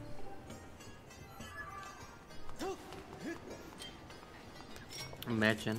Yeah. There are actually glitches in this game that are not back in time. Nice. So this is a vine clip by claw-shotting in a precise spot and standing in a precise spot. You can clip through the vines. And thankfully there is floor under this room, so we can just stand there and run all the way across. And then with the claw shots, get the Triforce. Claw shot up. And there's a Triforce. Alright. Got 2 pieces. What do you... Got 1 more to go. Yup. So the last one is in a room that's like Tries to look like Sandship, I guess. Rooms are kinda... I don't know. Some rooms are rather easy to resemble to another room, to a dungeon. Some others, not so much. Yeah, I mean, it's kind of a remix of all the themes, but in general, this is really Sandship-like. But it's another time shift orb here. It's quite cool. I really like the time shift orb mechanic. So it's kind of sad that the Pirate Stronghold is skipped. Even though I think the puzzles here are a lot more interesting than the ones in Pirate Fortress for the most part. Also here we can do another snipe. So we don't have to go all the way up just to shoot one arrow.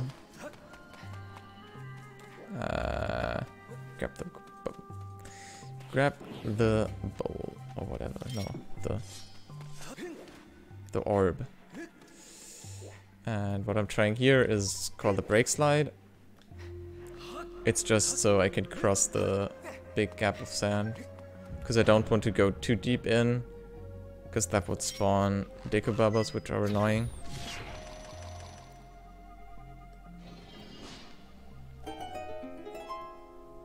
Oh.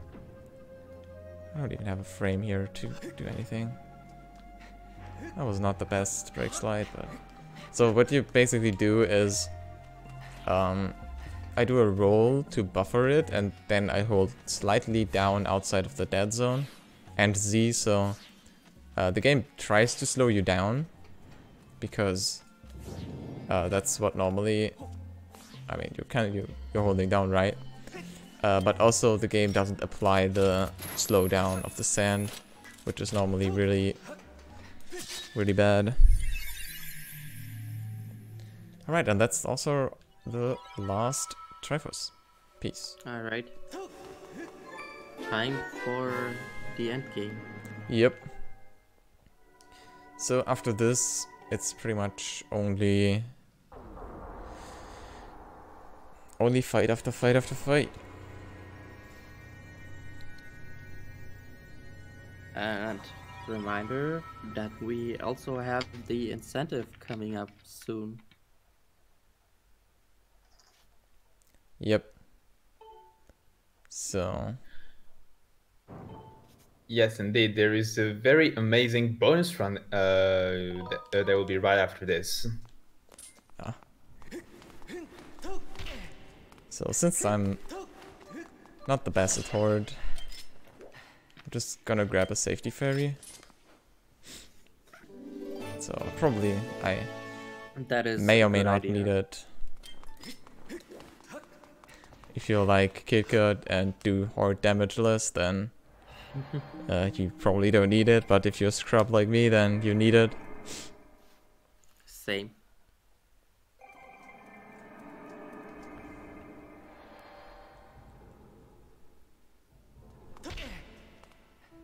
Yeah. So yeah, it's time to finish the game normally. And then after that, I'm gonna do a little bonus run. So it's game SpeedCon on the title screen.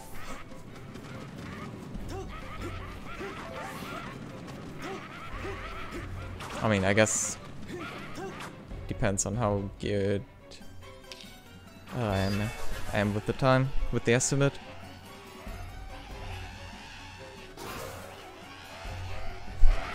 Depending on how many times I die to Horde. I'm sure you'll be fine.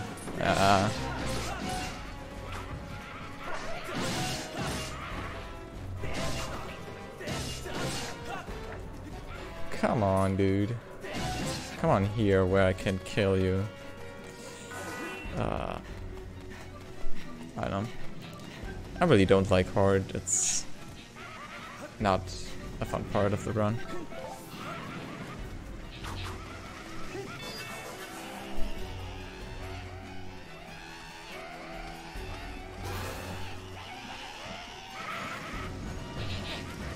Alright, cool. So this is hard hopper, where you run up the shield of the moblin, and it puts you, like, it goes up in such a way that you can jump over the fence all the way down.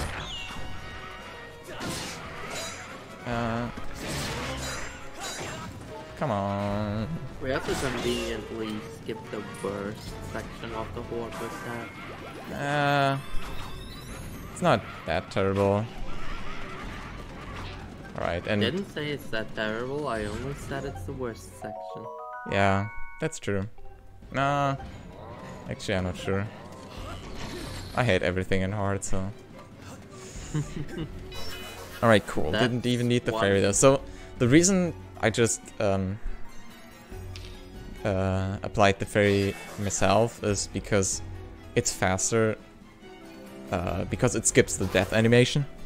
So if I get hit the next time, instead of playing the death animation and then the fairy revives me, it will just... Yeah, I mean, I'm already at 7 hearts now, so...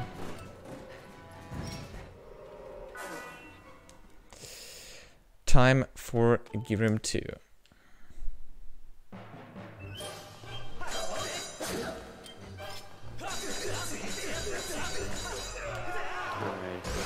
Right.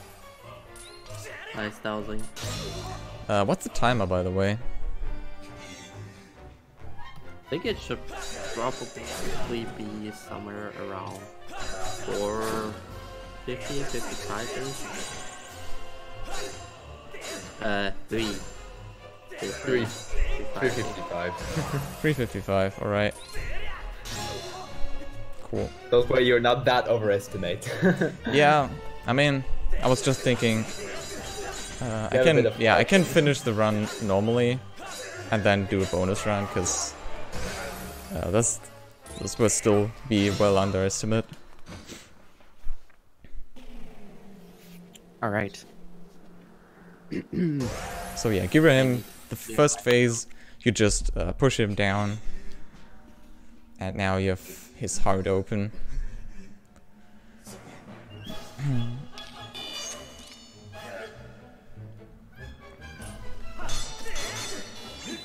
And I can stun him here with the Skyward Strike. So yeah, that was it. You wretched brat! Wretched brat! You wretched brat! Best part of the run right there. Yeah, definitely. We are all wretched brats. Alright, and that was Giram. So... in preparation for the incentive, I'm gonna save here. Because it's actually not that trivial to beat the game on the title screen. At least for the 5 setup.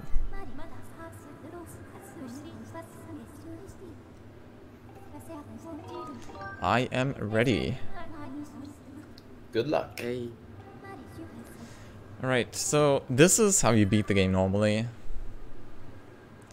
So right now I have the true Master Sword, I have a shield, I have like 5 hearts, 4 hearts, something like that.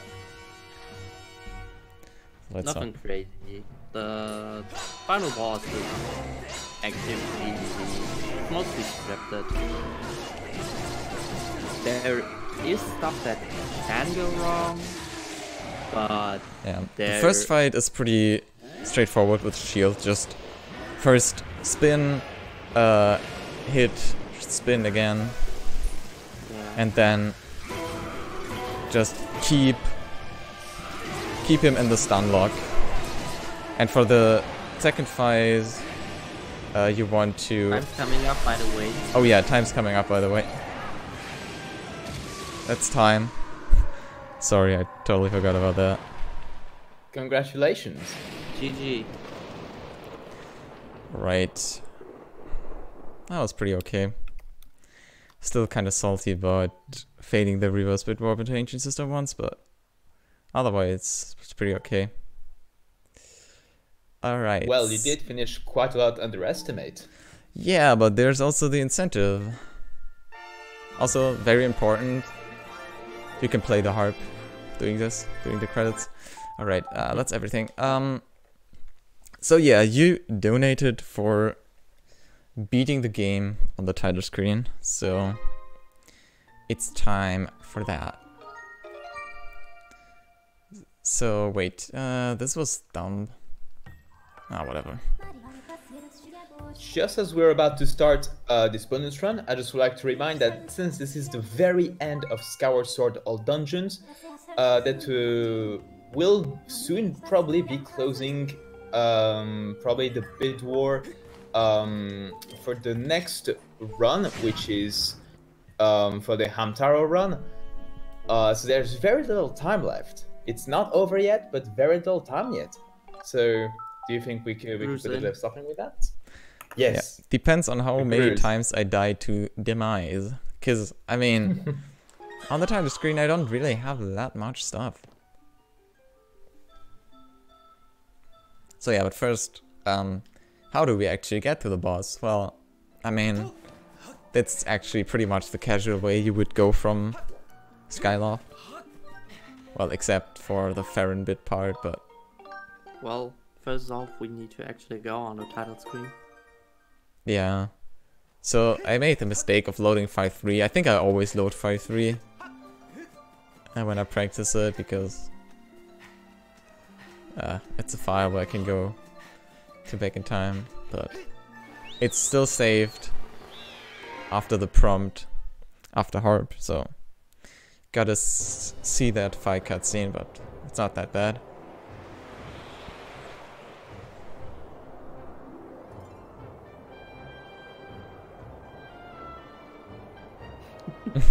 Good job, Silo. Good job. You learned something today. Alright. Yeah, this is a standard Farron bit.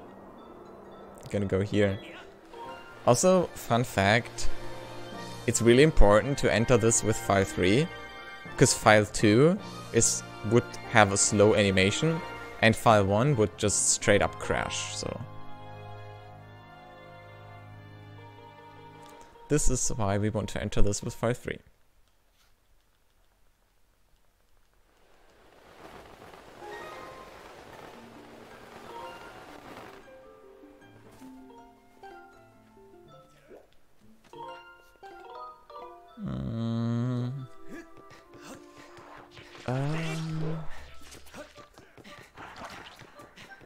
I'm actually not sure if I can enter here now from... I think I can. Okay, cool.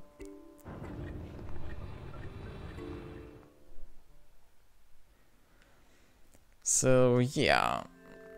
Now I basically just need to go through everything here.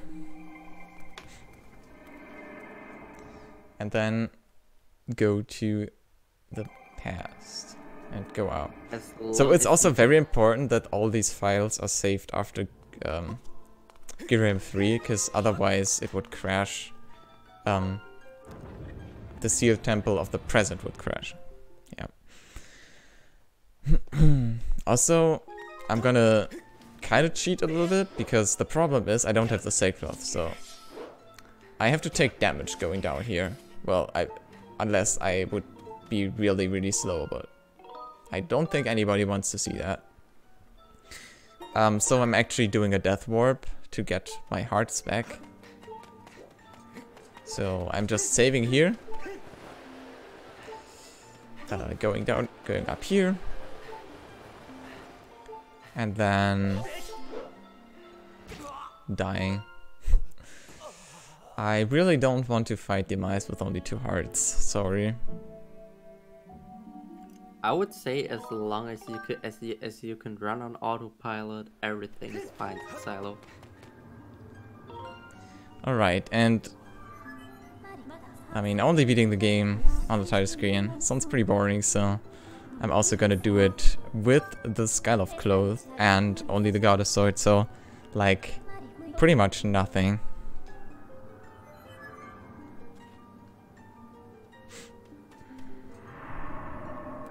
The only true way to beat the game. How true. Alright, so there we have it, Skyloft Link. And we have the good music.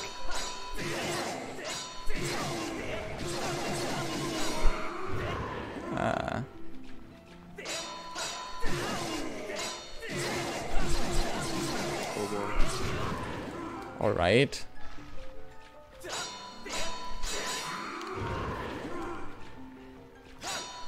This demise is hit bait. That was interesting.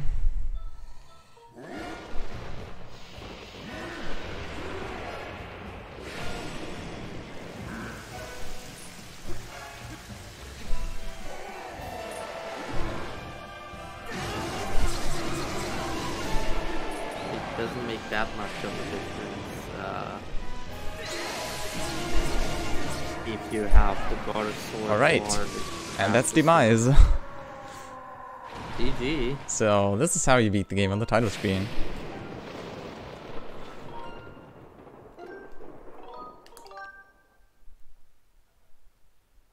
But this is not the only fun thing we can do. Need to go back to the title screen. What we also can do is we can start a new game. Oh wait, I think I screwed up because I can't skip the cutscene now, I think. Yeah, I think I screwed up. Anyway. I wanted to warp this new file into the credits, but unfortunately I can't skip the cutscene now because it deleted the file. So yeah, that's it for me then. So enjoy Demise cursing everyone on the title screen. On the title screen. Yeah. So alright. That's it from me. Thanks for watching, everyone. Shoutouts to Lepelog. Yeah, Skyward Sword is cool. You should all run it.